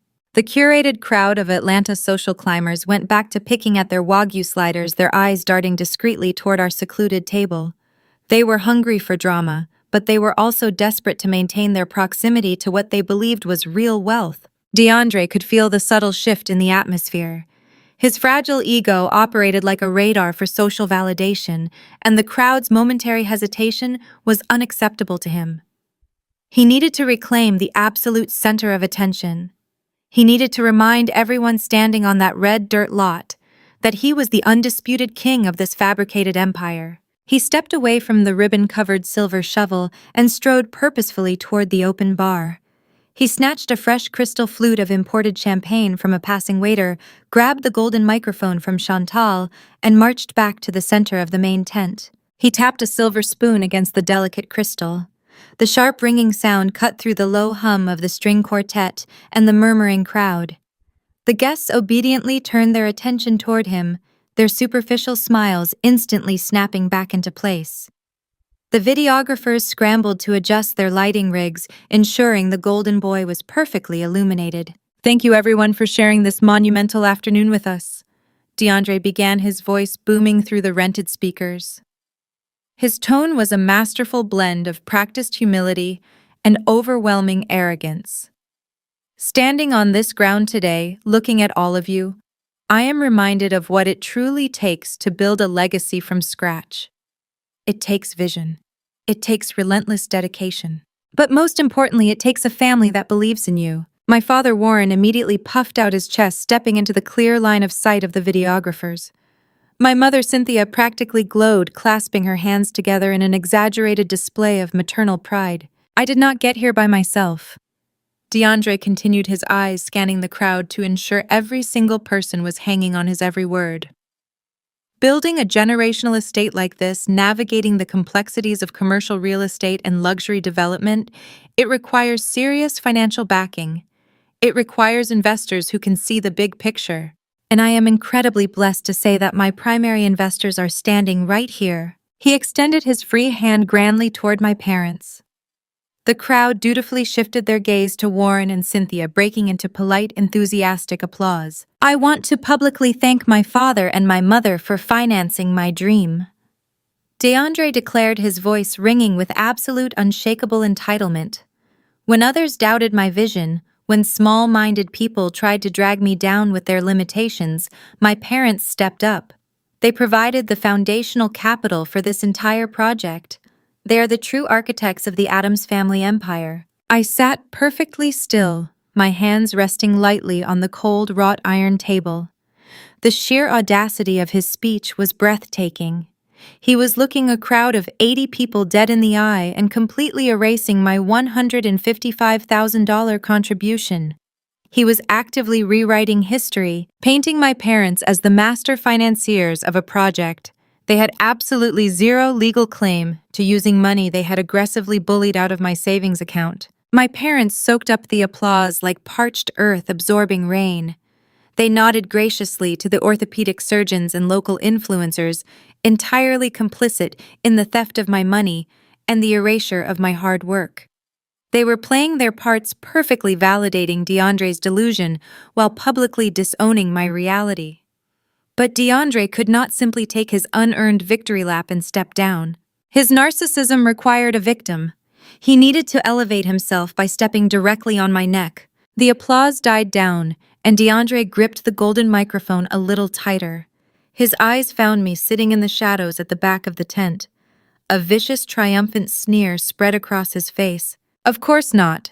Everyone in a family is equipped to handle the pressures of real wealth, DeAndre said, his voice dropping an octave, taking on a tone of mocking pity. He gestured casually in my direction with his champagne flute. My little sister Nia might struggle with basic social graces, but I am glad I could take the reins on managing the family's assets. A collective synchronized inhale swept through the tent. The insult was incredibly sharp, deliberately designed to humiliate me in front of the very people my parents desperately wanted to impress. Several guests turned to look at me, their faces twisted into masks of uncomfortable pity. They saw the heavily pregnant, socially awkward sister who had just been publicly declared incompetent by the successful wealthy brother. Trey shifted violently in his seat, the metal legs of his chair scraping harshly against a loose piece of slate. His massive shoulders tensed, and I could physically feel the heat of his anger radiating from him. He was ready to flip the table tear through the crowd and rip the microphone directly out of DeAndre's hands. I grabbed Trey's wrist, my grip tight and absolute. I did not break eye contact with my brother. I let the horrific humiliation hang in the humid air. I let DeAndre bask in his cruel, backhanded compliment. He genuinely thought he had delivered the final fatal blow. He thought he had cemented his status as the undisputed patriarch of the Addams family while reducing me to a pathetic, jealous spectator. Then a sharp, distinct vibration hummed against the metal table. My phone, resting face down next to my glass of sparkling cider, buzzed. I slowly turned the device over the bright screen, illuminating the dark space beneath the tent canopy. A single text message was waiting on the lock screen. The sender was Jacqueline Vance, Kiara's notoriously ruthless family law attorney. I tapped the screen, opening the encrypted message. The words were short, clinical, and absolutely devastating. Asset freeze approved by a federal judge. back owed child support executed. The air in my lungs suddenly felt light, pure, and incredibly sweet. The heavy, oppressive weight of my family's relentless abuse completely evaporated. The trap had not just snapped shut, it had completely shattered DeAndre's fabricated reality into a million irreparable pieces. Because DeAndre had arrogantly tied his personal social security number to the Apex Holdings commercial lease, and because he had just formally submitted his financial disclosures to the bank to secure his construction loan, the federal court system had instantly located his hidden assets. The judge had not merely frozen his accounts, the judge had actively executed the seizure of funds to cover the massive backlog of child support he owed Kiara and his 2 abandoned children. Every single dollar he thought he had access to was gone. The Beltline lease was immediately in default. The construction loan was dead on arrival. His entire empire, the marble islands, the crystal chandeliers, the luxury cars had just been legally incinerated. I locked my phone and slid it smoothly into my designer clutch. Trey looked at my face, instantly recognizing the dangerous absolute calm settling over my features. He saw the text message. A slow, terrifying smile spread across my husband's face. The battle was over. We had won the war. I stood up from the wrought iron table. I did not rush. I smoothed the front of my maternity dress, lifted my chin, and walked directly into the center aisle of the massive white tent. The crowd parted instinctively, sensing the sudden drastic shift in the atmospheric pressure. The pitying looks vanished, replaced by an uneasy, breathless anticipation. My mother stepped forward, her eyes wide with warning, silently begging me not to cause a scene. My father clenched his jaw, ready to unleash his wrath if I dared to contradict his golden boy. I ignored them both. I walked right past the melted ice sculpture, past the catered buffet, and stopped exactly 3 feet in front of DeAndre. He held the golden microphone tightly, his smug smile faltering just slightly as I invaded his personal space. He tried to maintain his posture, trying to look down at me with that same mocking pity, but his eyes betrayed a sudden primal spike of panic. He was looking at a woman who was no longer afraid of him, no longer afraid of our parents, and no longer bound by the toxic chains of family loyalty. I did not raise my voice. I did not need a microphone. In the absolute dead silence of the tent, my voice carried with the precision of a scalpel. I looked DeAndre dead in the eye, stripping away every ounce of his false bravado. "Good luck with the bank tomorrow, brother," I said quietly. I held his gaze for 3 agonizing seconds, watching the exact moment his brain tried to process my words.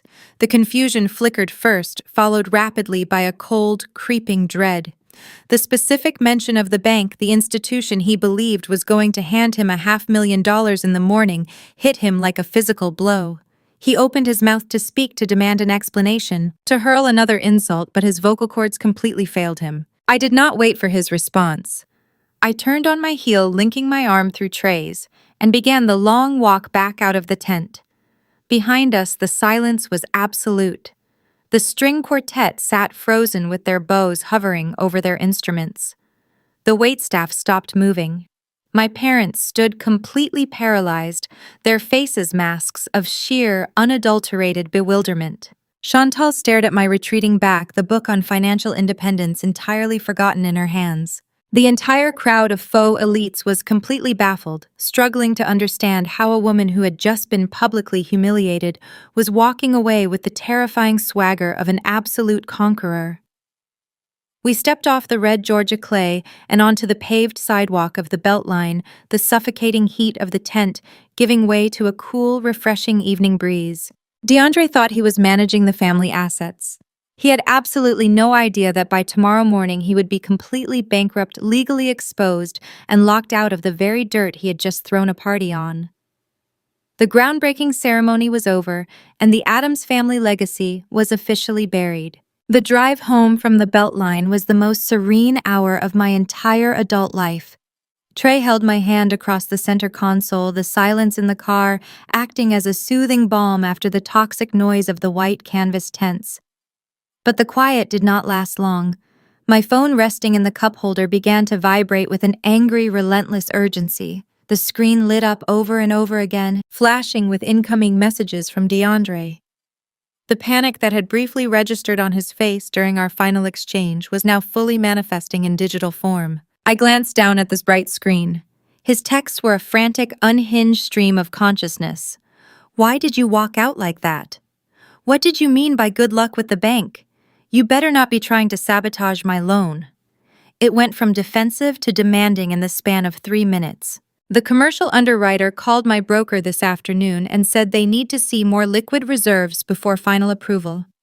I need you to wire me another $50,000 by tomorrow morning at 8, just temporarily, just in case they ask for proof of funds. I will wire it right back after the papers are signed. Do not ruin this for me, Nia. Dad said he will cut you off if you do not comply. Answer me. I reached over, flipped the phone face down, and watched the city lights blur past the window. I did not type a single letter in response. Let him sweat. Let him spiral. He was a drowning man demanding water, completely unaware that he was already at the bottom of the ocean. Monday morning, the day before the highly anticipated bank meeting, dawned crisp and clear. While DeAndre was undoubtedly pacing his leased luxury apartment and hyperventilating over my silence, Trey and I were walking through the heavy glass doors of Jacqueline Vance's downtown law firm. The polished mahogany walls and hushed, sterile atmosphere of the legal suite were the exact opposite of the chaotic dirt patch my family had celebrated on 2 days prior. This was where real power operated, not in rented tents but in binding contracts and federal injunctions. We were ushered into a private conference room overlooking the Atlanta skyline. Kiara was already there, sitting rigidly at the edge of the long granite table. She wore a sharp, tailored blazer, her hair pulled back into a neat bun. The exhaustion that had plagued her at the Decatur diner was entirely gone, replaced by a fierce, nervous energy. She looked like a woman who was finally taking her life back. Jacqueline Vance walked in a moment later, carrying a thick stack of manila folders. She was a striking woman with piercing dark eyes and a demeanor that commanded absolute submission.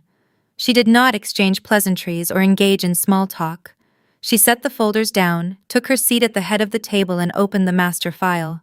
"We are in position," Jacqueline announced, her voice crisp and authoritative. The federal judge signed off on the final garnishment orders late Friday afternoon.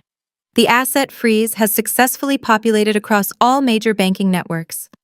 As of this morning, your brother is legally locked out of every financial institution in the state of Georgia. Kiara let out a shaky breath, pressing her hands flat against the granite table. "Is it really over?" she asked, her voice tight with disbelief. "Can he fight this?" Jacqueline offered a cold, predatory smile. "He can try, but he would be fighting his own signature. Let us review the mechanics of the snare you two brilliantly engineered." She slid the first document across the table. It was the original commercial agreement DeAndre had signed weeks ago. The document he had arrogantly slapped down on my reception desk without bothering to read a single paragraph. Your brother, acting as the sole managing member of his newly formed limited liability company, believed he was executing a direct purchase agreement for the Beltline property, Jacqueline explained, tapping the thick stack of paper. But as we know, Apex Holdings does not sell prime real estate. Apex Holdings leases it.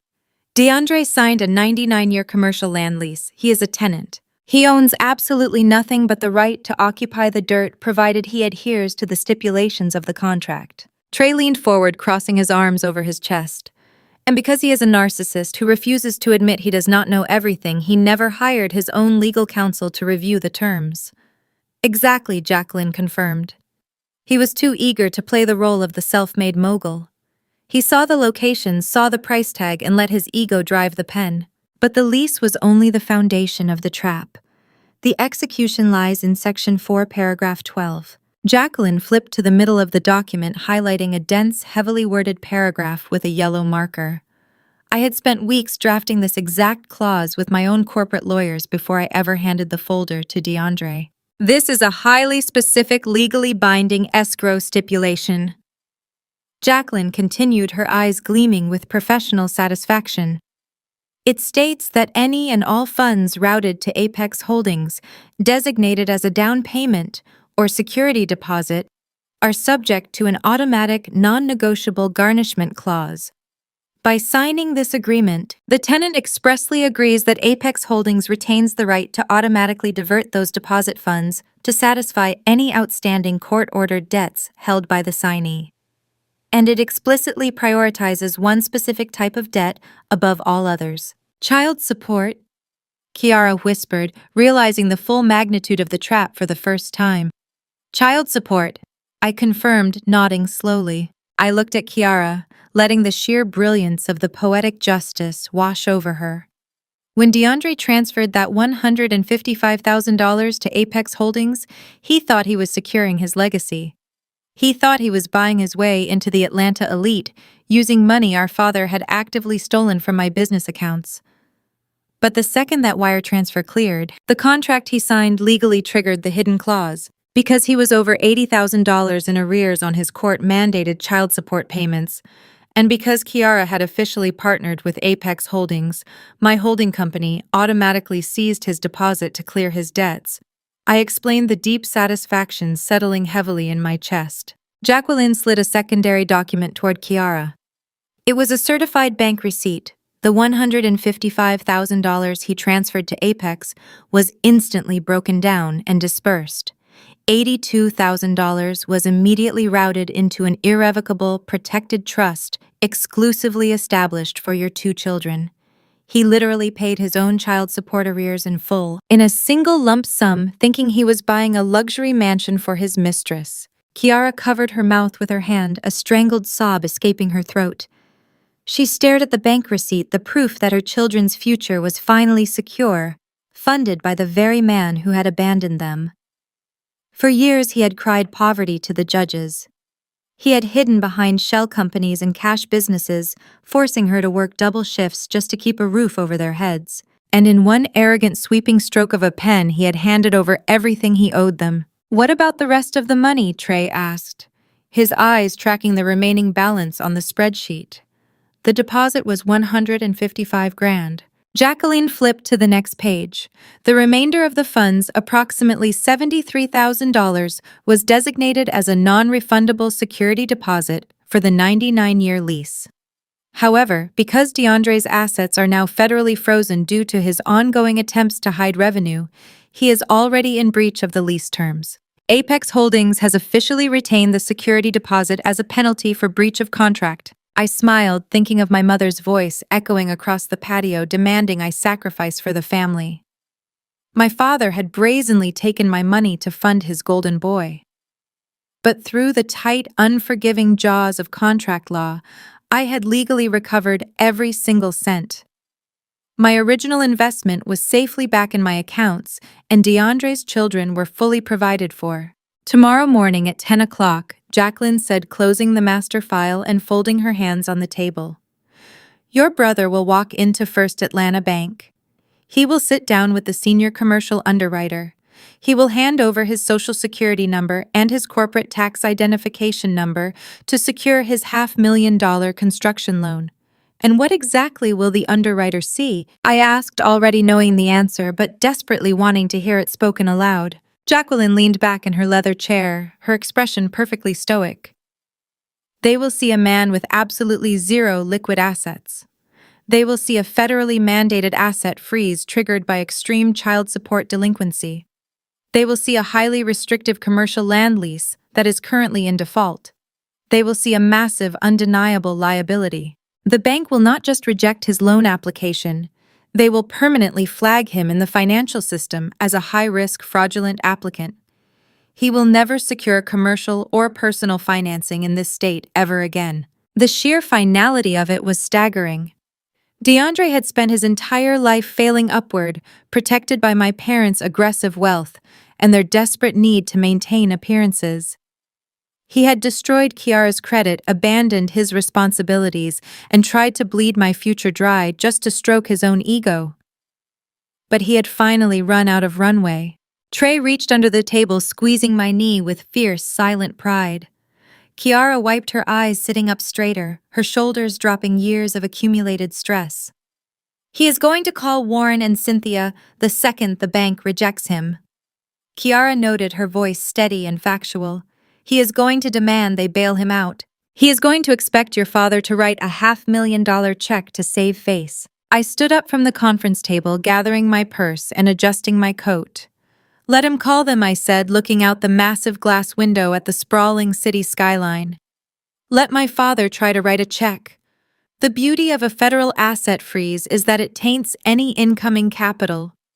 If Warren tries to wire $500,000 into DeAndre's accounts tomorrow, the courts will instantly seize that too. They are entirely paralyzed. We thanked Jacqueline for her ruthless efficiency and walked out of the law firm into the bright Monday afternoon. The final piece was locked into place. The final push to the edge had been orchestrated flawlessly. DeAndre was currently picking out what custom suit he would wear to his coronation at the bank, completely unaware that he was dressing for his own financial funeral. My phone buzzed again in my purse as we walked to our car. Another frantic text from my brother demanding his liquid cash, demanding I fall back into line, demanding I play my assigned role in his grand illusion. I silenced the device and tossed it into the glove compartment. The time for communication was over. Tuesday morning was coming, and gravity was about to take over. Tuesday morning arrived with the sharp, unforgiving clarity of an executioner's blade. While my brother was busy adjusting his silk tie and practicing his millionaire handshake, I was already sitting in the private adjoining office of First Atlanta Bank. Jacqueline Vance and I had secured the room under the guise of reviewing the corporate escrow accounts for Apex Holdings. Through the slightly parted acoustic glass blinds, I had a front row seat to the absolute destruction of the golden child. DeAndre strolled into the plush executive suite looking like he had already conquered the entire city. He wore a custom-tailored navy suit that screamed new money, his posture rigid with unearned confidence. Chantal waddled in right beside him, draped in expensive designer maternity wear, her face contoured to absolute perfection. My parents trailed right behind them, acting as the royal guard. Warren strutted with his chest puffed out, radiating the obnoxious authority of a man who believed his presence alone was a blessing to the financial institution. Cynthia was busy wiping a microscopic speck of dust off her diamond tennis bracelet, looking around the high-end office with an air of mild aristocratic boredom. They settled into the rich leather chairs, crossing their legs and radiating a suffocating level of arrogance. They were fully expecting a commercial underwriter to walk through the heavy oak door, offer them premium coffee, and slide a cashier's check for $500,000 across the mahogany desk. They had spent the weekend celebrating their impending fortune on a dirt lot, completely oblivious to the fact that they were sitting on top of a financial landmine. The heavy oak door swung open, but the celebratory energy instantly flatlined. Marcus Sterling, the senior commercial loan officer, did not enter with a welcoming, subservient smile. He did not carry a tray of celebratory champagne.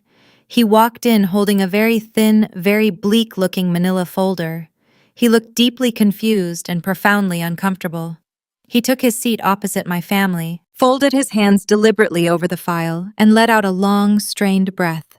The silence in the room stretched thick and suffocating until DeAndre finally lost his manufactured patience. "Well," Marcus DeAndre said, flashing a brilliant, completely forced smile, "let us skip the tedious formalities. I have elite contractors waiting on the Beltline lot right now. They need the preliminary wire transfer by noon so we can start pouring the foundation. Just show me where to sign the final approvals so we can get this project moving." Marcus did not return the smile. He slowly opened the folder, extracted the stack of loan applications DeAndre had confidently submitted the day before, and slid the paperwork right back across the polished mahogany desk. "Mr. Adams," Marcus said, his voice dropping into a low, apologetic, but incredibly firm register, "we cannot approve a construction loan against this collateral. You do not own this property. You are merely a tenant holding a lease." The words hung in the sterile, air-conditioned air like a physical blow. The absolute certainty on DeAndre's face fractured, completely shattering into a million pieces of sheer, unadulterated confusion. He stared at the paperwork sitting in front of him, then looked back at Marcus, as if the loan officer had just spoken a foreign language. "What are you talking about?" DeAndre scoffed, letting out a sharp, nervous laugh that echoed poorly in the quiet room. "Of course I own the property. I transferred a $155,000 down payment to the seller weeks ago. The funds cleared instantly. The land is mine. You have the deed transfer right there in your file. There is obviously a mistake in your system. Run it again. There is no mistake in our system, Mr. Adams, Marcus replied, adjusting his glasses and looking at DeAndre with a mixture of professional pity and utter exhaustion. Our legal department extensively reviewed the contract you submitted as proof of collateral. You did not sign a purchase agreement.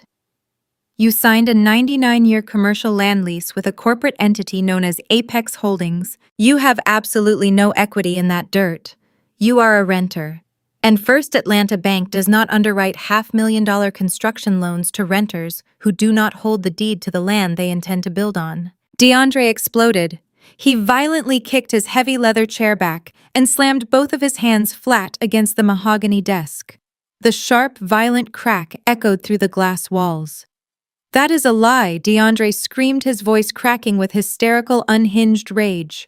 I am the buyer. I signed the purchase agreements myself. You are looking at the wrong file. Call your manager right now. You are trying to sabotage a generational real estate deal because you are completely incompetent. Warren instantly jumped into the fray, his face flushing that familiar, dangerous shade of purple. He marched up to the edge of the desk, pointing a rigid, aggressive finger directly at Marcus's face. You listen to me very carefully, my father bellowed, weaponizing his decades of corporate intimidation tactics. I am a senior accountant. I have managed multi-million-dollar portfolios for 30 years. I know exactly how these transactions work. My son secured that land. We have the financial records to prove the capital transfer. You are going to override this ridiculous system error right now, or I will personally see to it that your career at this institution is terminated before lunch. Beside them, Chantal started hyperventilating. The meticulously crafted illusion of her life as an Atlanta socialite was vaporizing right in front of her eyes. She gripped the arms of her chair, her manicured nails digging deep into the leather, taking short, panicked gasps of air. But the Italian marble Chantal wheezed, her eyes darting wildly around the room. The interior designers have my non-refundable retainer. The custom nursery. We are breaking ground today. We have to break ground today. Tell them to give us the money, DeAndre. Marcus Sterling did not flinch. He had dealt with angry, over-leveraged men before, but the sheer blinding delusion of the Adams family was clearly testing his professional limits. He stood up from his chair, buttoning his suit jacket, and looked my father dead in the eye, completely unaffected by Warren's aggressive posturing. You can threaten my job all you want, sir, Marcus stated with absolute icy authority, but it will not change the federal reality of this situation. The deed belongs to Apex Holdings. You cannot mortgage land you do not own. And frankly, the land lease is the absolute least of your concerns right now, Marcus added, shifting his gaze back to a hyperventilating DeAndre. When you formally submitted your financial disclosures and authorized us to run your social security number yesterday afternoon, our underwriting software pinged the Federal Banking Registry. DeAndre's face drained of all color, transforming into a sickly, terrifying shade of ash white. What ping, he stammered, his previous aggression entirely vanishing, replaced by the primal terror of a cornered animal. What are you talking about? A federal family court injunction, Mr. Adams. Marcus explained, his tone completely devoid of sympathy. Your assets are currently subject to a statewide freeze due to extreme child support delinquency. Furthermore, our legal team noted a specific legally binding escrow clause in the Apex Holdings lease you voluntarily signed. Because you are heavily in arrears, the holding company legally garnished your entire $155,000 deposit to satisfy your debt to your previous spouse. The money you thought you were using to buy the land was automatically seized and transferred to a family trust. You literally paid your own child support arrears with your down payment. The silence that followed was absolute. It was the sound of a total catastrophic implosion. My mother, Cynthia, swayed on her feet, grabbing the edge of the heavy desk to keep from collapsing onto the floor. Her golden child, the brilliant real estate tycoon she had relentlessly championed, had just been exposed as a broke, fraudulent tenant who had unwittingly paid his own child support debts with the very money she had helped him steal from my business account. Warren stared at the loan officer, his mouth hanging slightly open. His brain, usually so quick to calculate and manipulate, was completely short-circuiting. He had bullied me, threatened me, and forced me to hand over my life savings to fund this magnificent empire, and DeAndre had signed it all away without reading a single paragraph of the fine print. The generational wealth he had been boasting about all weekend was completely gone. Chantal let out a loud, dramatic wail. She scrambled out of her leather chair, grabbing her designer bag, and bolted for the door, completely abandoning DeAndre in the middle of the executive suite. She could not escape the sinking ship fast enough. DeAndre stumbled backward, hitting the wall. His eyes were wide, darting frantically as the pieces finally snapped together in his mind. The anonymous shell company. The specific wording of the contract he refused to read. My terrifyingly calm demeanor at the baby shower. The text message he had sent me demanding I bail him out.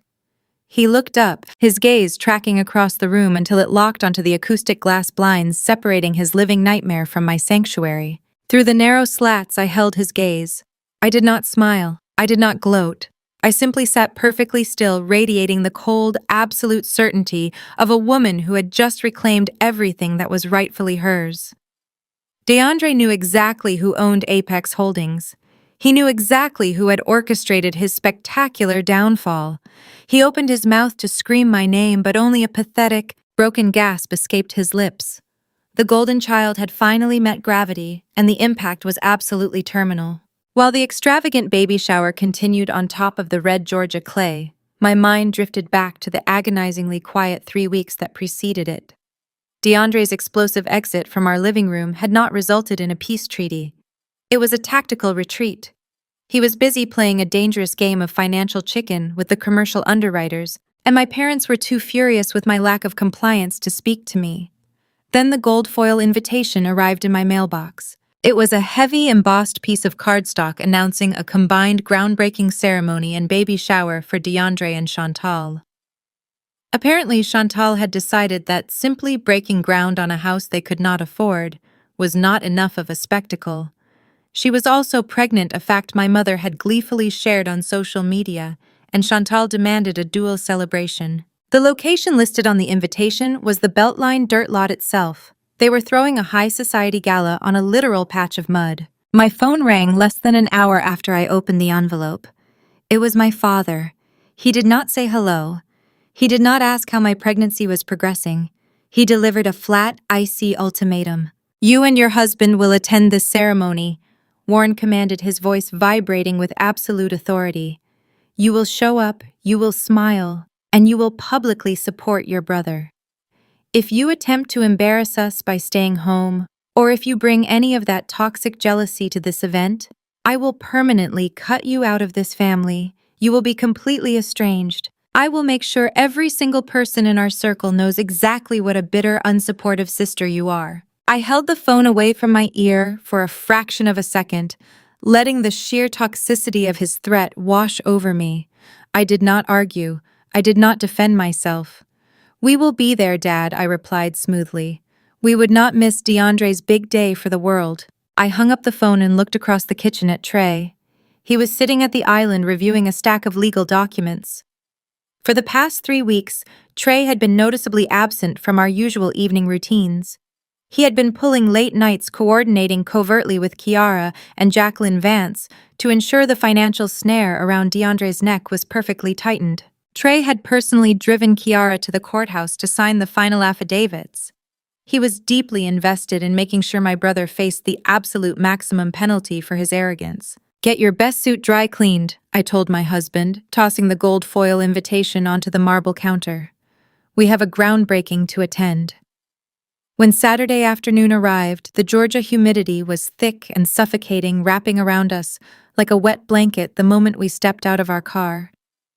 The Beltline lot was a chaotic clash of high-end luxury and industrial dirt. DeAndre and Chantal had hired a premium Atlanta event company to transform the barren red clay into a VIP lounge. Massive, stark white canvas tents had been erected to shield their faux elite guests from the blistering sun.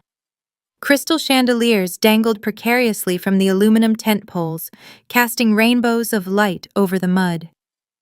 An extravagant catered buffet stretched across the back of the main tent, featuring imported seafood, a carving station, and waitstaff in crisp white gloves who struggled to balance silver trays while navigating the uneven dirt clods. The guest list was a perfectly curated collection of Atlanta's most superficial social climbers.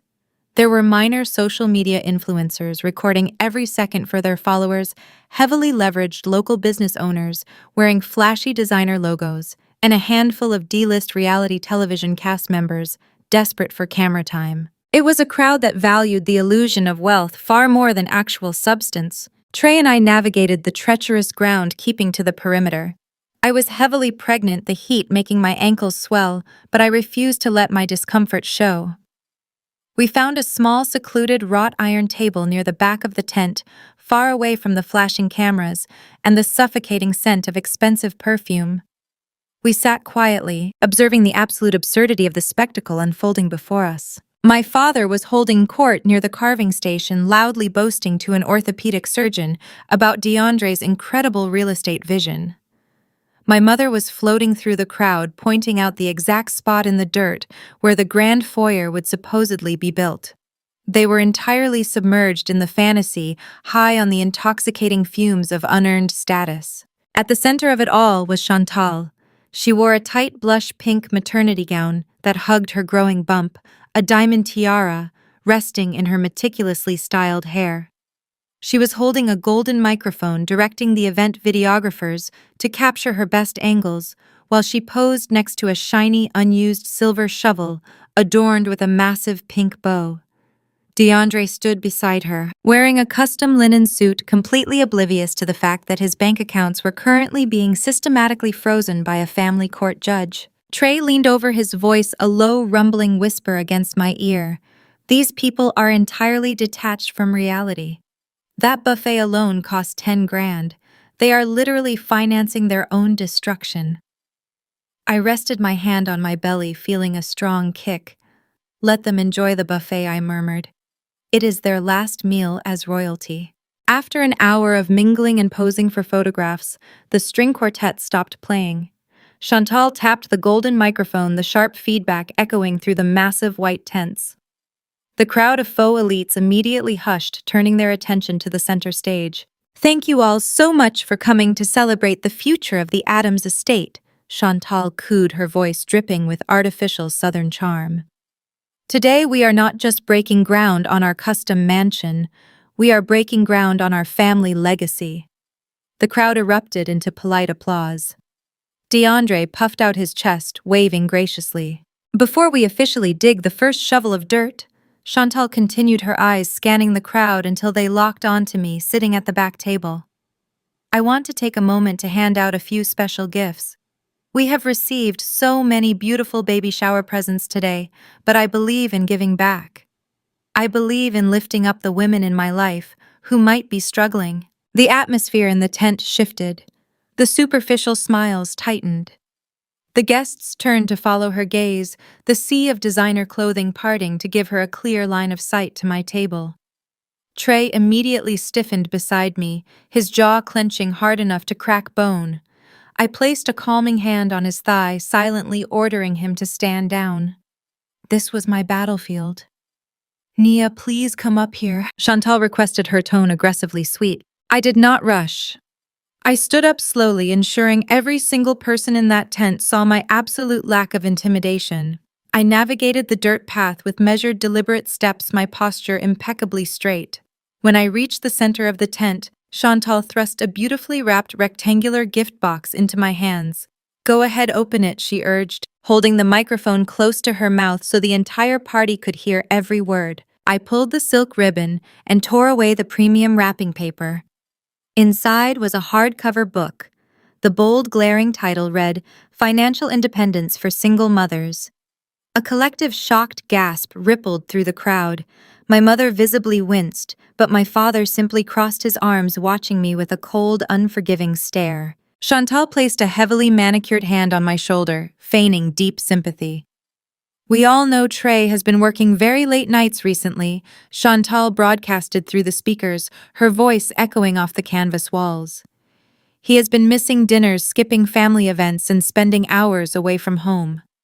I know how hard it must be for you, Nia. Being heavily pregnant while your husband is out living a separate life. But you need to prepare yourself for the inevitable. You need to be ready to stand on your own 2 feet when this marriage fails. We just want you to be financially independent, sweetie. She was publicly accusing Trey of having an affair. She was utilizing his strategic absences, those crucial hours he spent working with Kiara's legal team, to dismantle DeAndre's life as ammunition to humiliate me in front of Atlanta's social climbers. She wanted to break me down to establish herself as the supreme matriarch of the Addams family. DeAndre stood beside her, a smug, satisfied smirk playing on his lips. He thought he had won. He thought they had successfully put the jealous, bitter sister back in her place. I looked down at the book in my hands. The insult was incredibly calculated, designed to trigger a massive emotional breakdown. They expected me to cry. They expected me to throw the book, to scream, to cause a scene that would permanently validate their narrative of my mental instability. They expected me to prove my father right. Instead, I looked up from the book and stared directly into Chantal's eyes. I did not blink. I did not frown. I let a slow, chilling, incredibly knowing smile spread across my face. I reached over to a passing waiter's tray and picked up a crystal flute filled with sparkling cider. I took a slow, deliberate sip, letting the silence stretch until it became agonizing for everyone in the tent but me. The faux elites shifted uncomfortably, sensing a predator in the room, but unable to locate the threat. "Thank you so much for the thoughtful gift, Chantal," I said, my voice carrying clearly without the aid of a microphone. "It is incredibly insightful of you to focus on the financial realities of single motherhood today. You are absolutely right. Financial independence is vital. Every woman should know exactly whose name is on the deed to the ground beneath her feet, and exactly what happens when the bank freezes a fraudulent asset." Chantal's fake smile faltered. A brief flicker of genuine confusion crossed her face. DeAndre's smirk completely vanished, replaced by a sudden, intense paranoia. He recognized the tone in my voice.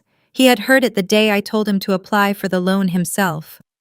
I tucked the condescending book under my arm and raised my glass of sparkling cider toward my brother and his clueless girlfriend. "Enjoy the groundbreaking."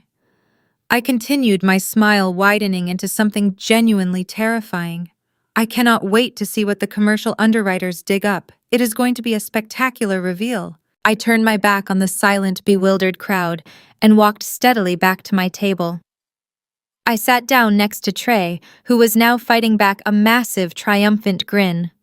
My parents looked completely furious, unsure of how to process my lack of a breakdown. Chantal stood frozen in the center of the dirt lot, the golden microphone hanging limply at her side. DeAndre stared at me, his chest rising and falling rapidly as panic finally began to set in. The band hesitantly resumed playing. The waitstaff resumed passing out expensive caviar. But the illusion was fractured. The golden child had felt the cold steel of the trap, snapping shut around his ankle, even if he did not fully comprehend the mechanics of the snare yet. The extravagant baby shower continued on top of the red Georgia clay, but I sat quietly sipping my cider, entirely at peace. The fuse was lit and the explosion was mere hours away. DeAndre's momentary silence did not last. The shock morphed violently back into unhinged denial. He pushed himself off the wall, leveling a trembling, furious finger at Marcus Sterling. "I am going to sue this bank into the ground," DeAndre screamed, his voice cracking with desperation. "I am going to ruin you. I have the wire transfer receipts. I have the contract. You are discriminating against my business, and I will own this entire branch by the time my lawyers are finished with you." Chantal, who had nearly reached the exit, grabbed the brass handle of the heavy glass doors to make her escape. Before she could pull it open, the doors forcefully swung inward, shoving her backward on her designer heels. She stumbled, clutching her designer bag against her chest like a shield. She found herself completely blocked. I stepped over the threshold, my heavily pregnant silhouette framed by the harsh hallway lights. I did not move quickly. I walked with the slow, measured, and absolute authority of a woman who held every single string in the room. Trey flanked my right side, his presence a towering, impenetrable wall of support. Jacqueline Vance stepped in to my left, holding her sleek leather briefcase. And right beside her, standing taller and prouder than I had ever seen her, was Kiara. The air in the executive suite turned to ice. The screaming abruptly ceased. Chantal looked as if she had just seen a ghost.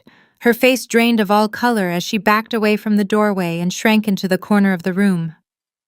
My mother, Cynthia, dropped back into her leather chair, her hands flying to cover her mouth. Warren's face went completely slack, his eyes darting between me, Trey, and the formidable legal team I had just brought into his supposed financial sanctuary. Marcus Sterling quietly gathered his folders, stepped back from the mahogany desk, and allowed the real architects of this meeting to take the floor.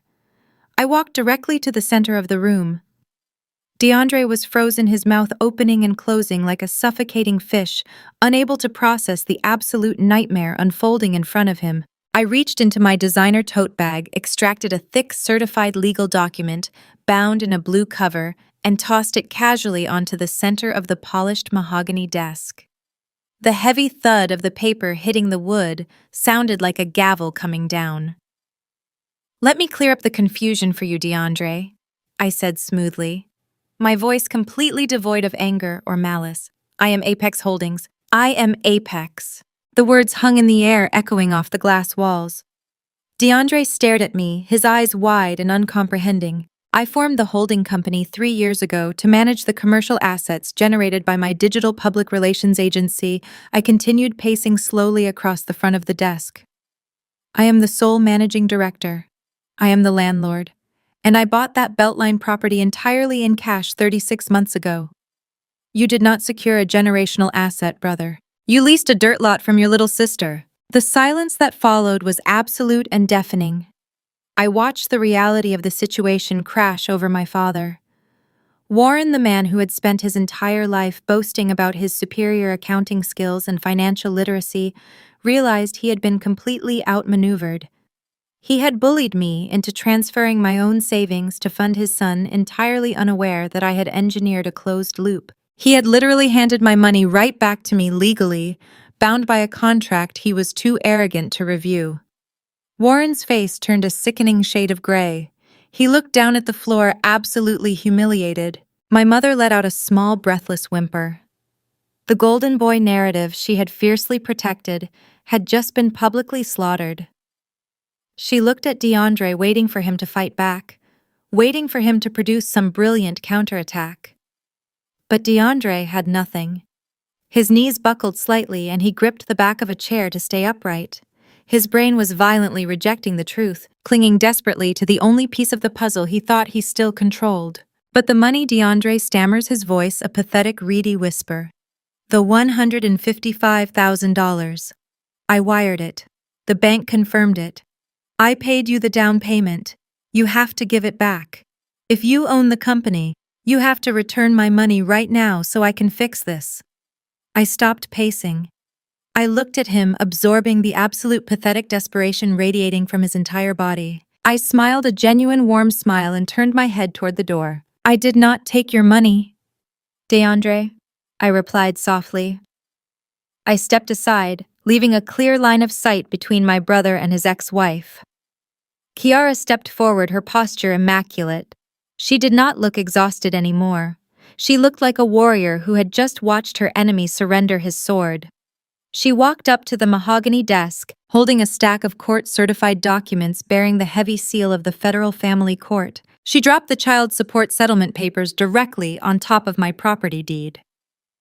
"No, DeAndre," Kiara said, her voice ringing with absolute clarity and undeniable strength. "You paid your back-owed child support. Thank you for finally taking care of your kids." The impact of her words triggered a shockwave of absolute devastation. DeAndre's eyes rolled back slightly as he looked at the settlement papers. The official stamp of the family court glared back at him. The exact amount he had owed, the exact amount he had sworn under oath he did not possess, had been fully satisfied and legally cleared. He had not been building an empire. He had been walking blindly into a financial slaughterhouse, and he had happily locked the door behind himself. "You set me up," DeAndre gasped, his voice trembling with a mixture of terror and absolute rage. "You set me up! You stole my money!" Jacqueline Vance stepped forward, her heels clicking sharply against the floor. Let us be incredibly precise with our terminology, Mr. Adams, Jacqueline stated, her tone dripping with professional disdain. No one stole anything from you. You voluntarily signed a commercial lease containing a standard legally binding garnishment clause. You willingly transferred capital into a corporate escrow account. My client, acting in full compliance with federal law, simply facilitated the transfer of those funds to satisfy a pre-existing court-mandated debt. You executed the transaction yourself. We simply built the road. You chose to drive off the cliff. Chantal let out another loud, panicked gasp from the corner. Her hands flew to her diamond tiara, her eyes darting between DeAndre and the undeniable legal documents resting on the desk. "You are broke," Chantal yelled, her southern charm completely vaporizing. She pointed an accusatory finger at DeAndre, her face twisting in disgust. "You told me you had millions in capital. You told me we were building a mansion. You used my name to secure the interior designers. I am on the hook for $30,000 in non-refundable retainers." DeAndre could not even look at her. He was completely paralyzed. Trey stepped up beside me, placing a strong protective hand on my lower back. He looked directly at my father, who was still staring at the floor in utter defeat. "I told you not to bring your financial mismanagement into my house," Trey said to Warren, his deep voice carrying the absolute finality of a judge delivering a sentence. "You demanded that my wife sacrifice her security for his ego. You demanded that I co-sign a fraudulent loan. You threatened to cut her out of the family if she did not comply. Consider the ties officially cut, Warren. You do not have a daughter anymore, and you certainly do not have access to her resources." Cynthia finally snapped out of her paralyzed state. She leaped out of her chair, tears streaming down her face, rushing toward me with her hands outstretched. "Nia, please," my mother cried out, her voice cracking with desperate, weaponized guilt. "You cannot do this to your brother. He is going to be ruined. He has contractors waiting. He has suppliers demanding payment. You have to give them money back. We are family. We can fix this. We will apologize. Just please release the funds back to him." I looked at my mother, feeling absolutely no sympathy for the tears streaming down her face. For 30 years, she had demanded I shrink myself to make DeAndre look taller. For 30 years, she had enabled his toxicity, protected his fragile ego, and actively participated in the emotional and financial abuse that led to this very moment. "He does not get the money back, Mom," I said, my voice cold and unyielding. "That money belongs to his children. The children he abandoned in a 2-bedroom apartment while he was out buying custom linen suits and Italian marble. The children you ignored while you were busy planning baby showers for his mistress. He made his bed, and now he is going to sleep in it, completely broke." I turned my attention back to DeAndre. He was trembling violently, his hands gripping the edge of the desk so tightly his knuckles were white.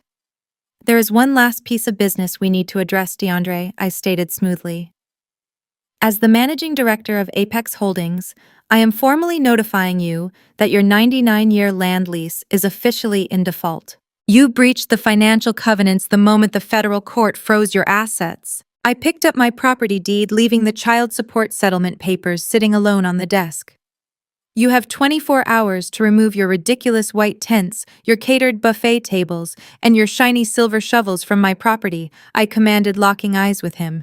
"If there is a single speck of your trash left on my Beltline lot by tomorrow morning, I will have it all professionally demolished, and I will bill your defunct LLC for the disposal fees." We did not wait for a response. There was nothing left to say. I turned around and walked toward the heavy glass doors. Trey opened them for me, his hand resting securely on my back. Kiara and Jacqueline Vance followed closely behind us, leaving the Adams family trapped in the suffocating silence of the bank office, surrounded by the shattered ruins of their own extraordinary greed. Stepping out of the bank and into the bright Atlanta sunshine, Kiara pulled me into a fierce, tearful embrace. "Thank you," she whispered, crying freely into my shoulder. "Thank you for giving my kids their life back." I hugged her back, feeling the baby kick against my stomach. "You gave them their life back, Kiara," I replied softly. "I just handed you the hammer."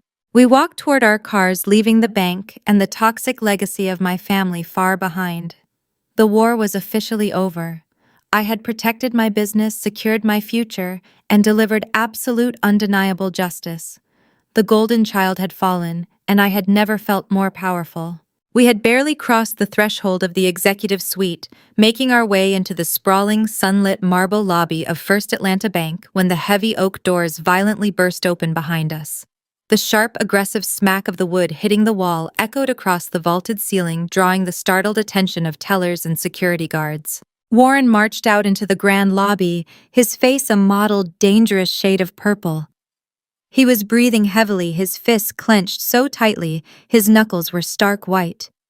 Behind him, DeAndre stumbled out like a shell-shocked victim dragging his feet, while Cynthia and Chantal trailed behind, completely unmoored by the sheer magnitude of their sudden poverty.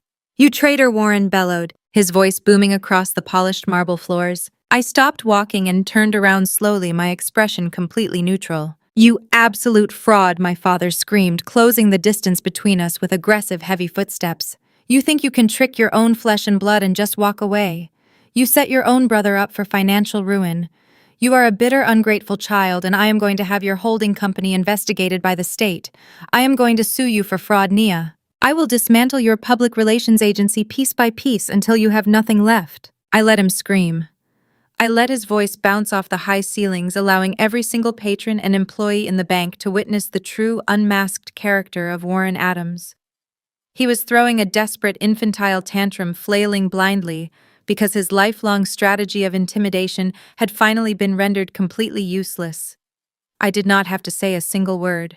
Trey immediately stepped up, stepping directly into Warren's path. My husband did not raise his voice. He did not posture. He simply stood there, towering over my father, radiating a terrifying absolute calm that instantly stripped the oxygen from Warren's lungs. Trey reached into his leather messenger bag and pulled out a thick, black, heavily tabbed binder. He dropped it onto the sleek glass waiting table in the center of the lobby. The heavy thud made my father flinch. "Let us talk about fraud." Warren Trey said, his voice dropping into a register so low and lethal it commanded total silence. Trey flipped the binder open, revealing hundreds of pages of highlighted bank statements, certified tax returns, and forensic accounting logs. "For the past 3 weeks, Jacqueline and I have been mapping every single financial move you have made over the last decade," Trey explained, tapping a manicured finger against a densely printed spreadsheet. "We tracked the initial seed capital you managed for Nia's business. We tracked the childhood trust you were legally obligated to protect. And we found every single hidden routing number, every forged authorization signature, and every shell company you used to quietly funnel her hard-earned profits into DeAndre's failing ventures." Cynthia gasped, taking a stumbling step backward. DeAndre stared at the binder, his eyes wide, suddenly realizing that his entire lifestyle had been subsidized by stolen money. "You breached your fiduciary duty as a trust manager?" Trey continued, stepping closer to Warren, until my father was forced to look up at him. "You illegally diverted hundreds of thousands of dollars without authorization to prop up a son who has never earned a legitimate dollar in his life. We have the paper trail. We have the digital footprint. We have absolute, undeniable proof of your crimes." Warren's mouth opened, but no sound came out. The aggressive, bullying patriarch was entirely gone, replaced by a terrified, shrinking old man who suddenly understood the precarious edge he was standing on. Trey leaned in, his voice absolute ice. "If you ever raise your voice at my wife again, we will take this to federal court. You will lose your pension, your CPA license, and you will go to prison for embezzlement. You will spend your retirement in a federal facility, and Cynthia will lose the house to pay for your legal defense. Do you understand me?" Warren swallowed hard, his throat clicking audibly in the quiet lobby. He could not maintain eye contact. He looked down at the forensic accounting logs, the undeniable proof of his lifelong deceit, and slowly, numbly nodded his head. He had been completely neutered. Standing a few feet away, Chantal had been listening to every single word. The reality of the situation was crashing over her in real time. She looked at the binder, then looked at Warren's defeated posture, and finally turned her gaze to DeAndre. The man she thought was a real estate tycoon was an absolute fraud. He did not own the Beltline property. He had no construction loan. His entire down payment had been legally seized, to pay off massive child support arrears from a previous family he had tried to hide. He was deeply in debt, he owed massive legal fees, and the parents who had always funded his luxurious lifestyle were currently facing federal prison time if they dared to write him another check. DeAndre owned absolutely nothing. Chantal's face hardened into a mask of pure, self-preserving calculation. The designer maternity dresses, the private chefs, the lavish country club baby showers. It was all a house of cards built on stolen money, and a gentle breeze had just leveled it to the ground. She walked right up to DeAndre. He looked at her with pleading, desperate eyes, reaching out a trembling hand to touch her arm. Chantal swatted his hand away as if he were carrying a disease. "You are broke," Chantal said, her voice dripping with absolute disgust. "You are a liar, you are a deadbeat, and you are completely useless." Without breaking eye contact, Chantal grabbed her left hand and violently twisted the massive, gaudy diamond engagement ring off her finger. She slammed the heavy piece of jewelry down onto the glass lobby table right next to the forensic accounting binder. The diamond clattered loudly against the glass. "Do not ever contact me again," she stated, adjusting the strap of her designer handbag over her shoulder. "I am calling my lawyers, and I am calling a moving company. I want my things out of that leased apartment by tonight." Chantal turned on her heel and marched toward the exit, pushing through the heavy revolving doors of the bank and disappearing into the bustling Atlanta street without a single backward glance. DeAndre reached a shaking hand toward the ring resting on the glass table, but his fingers stopped short. The sheer magnitude of his absolute failure finally shattered his reality. His legs simply gave out beneath him. The invincible golden child dropped to his knees right there on the cold marble floor of the bank lobby. He buried his face in his hands, his shoulders heaving, as he began to sob uncontrollably. The loud, pathetic sounds of his weeping echoed off the walls, a stark contrast to the arrogant swagger he had walked in with just an hour earlier. He was completely broken. Cynthia immediately dropped to her knees beside him, wrapping her arms around his shaking shoulders, crying with him in the middle of the lobby. She looked up at Warren silently, begging him to fix it, begging him to do what he always did, and buy their way out of the consequences. But Warren remained frozen, staring blankly at the glass doors, paralyzed by the sudden, terrifying realization that his money and his power were entirely gone. I stood beside Trey, resting my hand on my pregnant stomach. I looked down at my brother weeping on the floor, and at my parents drowning in the toxic mess they had spent decades creating. I felt no pity. I felt no anger. I felt only a deep settling and profound peace. The generational curse was broken. The emotional chains were severed. Trey gently wrapped his arm around my waist and kissed the side of my head. We walked out of the bank together, stepping into the bright, warm Georgia sunshine, leaving them behind on the floor where they belonged. The Georgia sunshine on my face that afternoon was the exact moment the heavy, suffocating weight of the Addams family legacy dissolved into thin air. I never looked back at the bank doors. I never answered the frantic, sobbing voicemails that flooded my phone later that evening. The cord was permanently cut, and I walked away from the wreckage without a single ounce of regret. 6 months later, the dust has completely settled and the consequences of their spectacular arrogance are permanent. DeAndre's magnificent fall from grace was a swift and brutal plummet. Without my stolen capital or my father's illegal trust diversions to artificially inflate his lifestyle reality, hit him with the force of a runaway freight train. He was swiftly evicted from his leased luxury apartment and stripped of his custom-tailored suits. The courts, armed with the meticulous and undeniable documentation Kiara and Jacqueline Vance had filed, showed him absolutely zero mercy. Today, the former real estate mogul is working a grueling minimum-wage retail job, stocking shelves and taking orders from a shift manager a decade younger than him. His modest wages are heavily and automatically garnished by the state every single week to ensure he never falls behind on his child support payments again. He has no social media presence. He has no phantom empire. He is simply a tired man finally paying his legitimate debts. Warren and Cynthia faced a reckoning far worse than mere public humiliation. Trey had not been bluffing when he promised federal consequences. The forensic accounting binder we submitted to the authorities triggered a massive, merciless cascade of IRS audits. Federal investigators dismantled my father's 30-year career in a matter of weeks, exposing a dizzying labyrinth of tax evasion, illegal trust diversions, and gross corporate mismanagement. Facing the very real threat of federal prison, Warren was forced to surrender his CPA license and completely liquidate his entire retirement portfolio just to cover the exorbitant legal fees and crushing government fines. The pristine, sprawling suburban home my mother had used as her personal palace was seized and sold at auction to satisfy their remaining debts.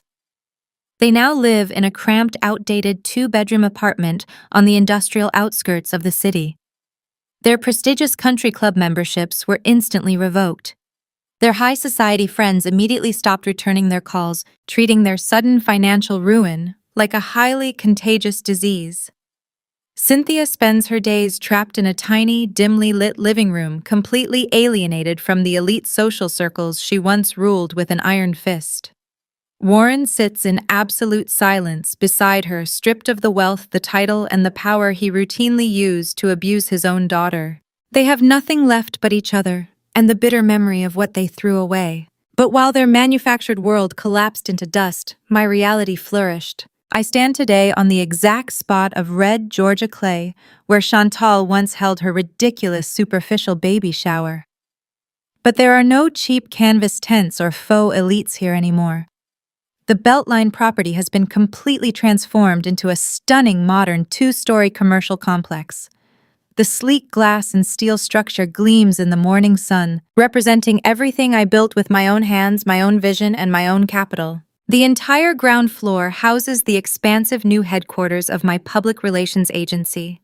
It is a beautiful, open-concept space buzzing with creativity, phone calls, and legitimate, hard-earned success. I do not have to hide my ambition anymore. I own the building, the land, and the narrative. The second floor features a gorgeous sunlit apartment with a wraparound balcony overlooking the city skyline. I custom designed the space and deeded it rent-free to Kiara. It is a safe, secure, and beautiful haven where my niece and nephew can finally grow up, protected, cherished, and entirely shielded from the toxicity of the Addams family. The sound of their genuine laughter echoing from the balcony above is the greatest return on investment I could have ever asked for. I look down at the beautiful, healthy newborn baby resting peacefully in my arms. My child will never know the conditional love of a narcissist or the crushing weight of a family that demands submission. Trey stands securely on my right, his protective warmth a constant comfort, his hand resting gently on my shoulder. Kiara stands shoulder to shoulder with me on my left, a brilliant, unburdened smile lighting up her face. We stand together on the manicured pavement, looking up at the gleaming facade of the empire we built directly from the ashes of their greed. We won. Family isn't defined by the people who demand you bleed yourself dry to fund their illusions. Family is defined by the people who stand with you to protect what's yours. Have you ever had to outsmart a toxic family member who tried to steal your future? Let me know your story in the comments.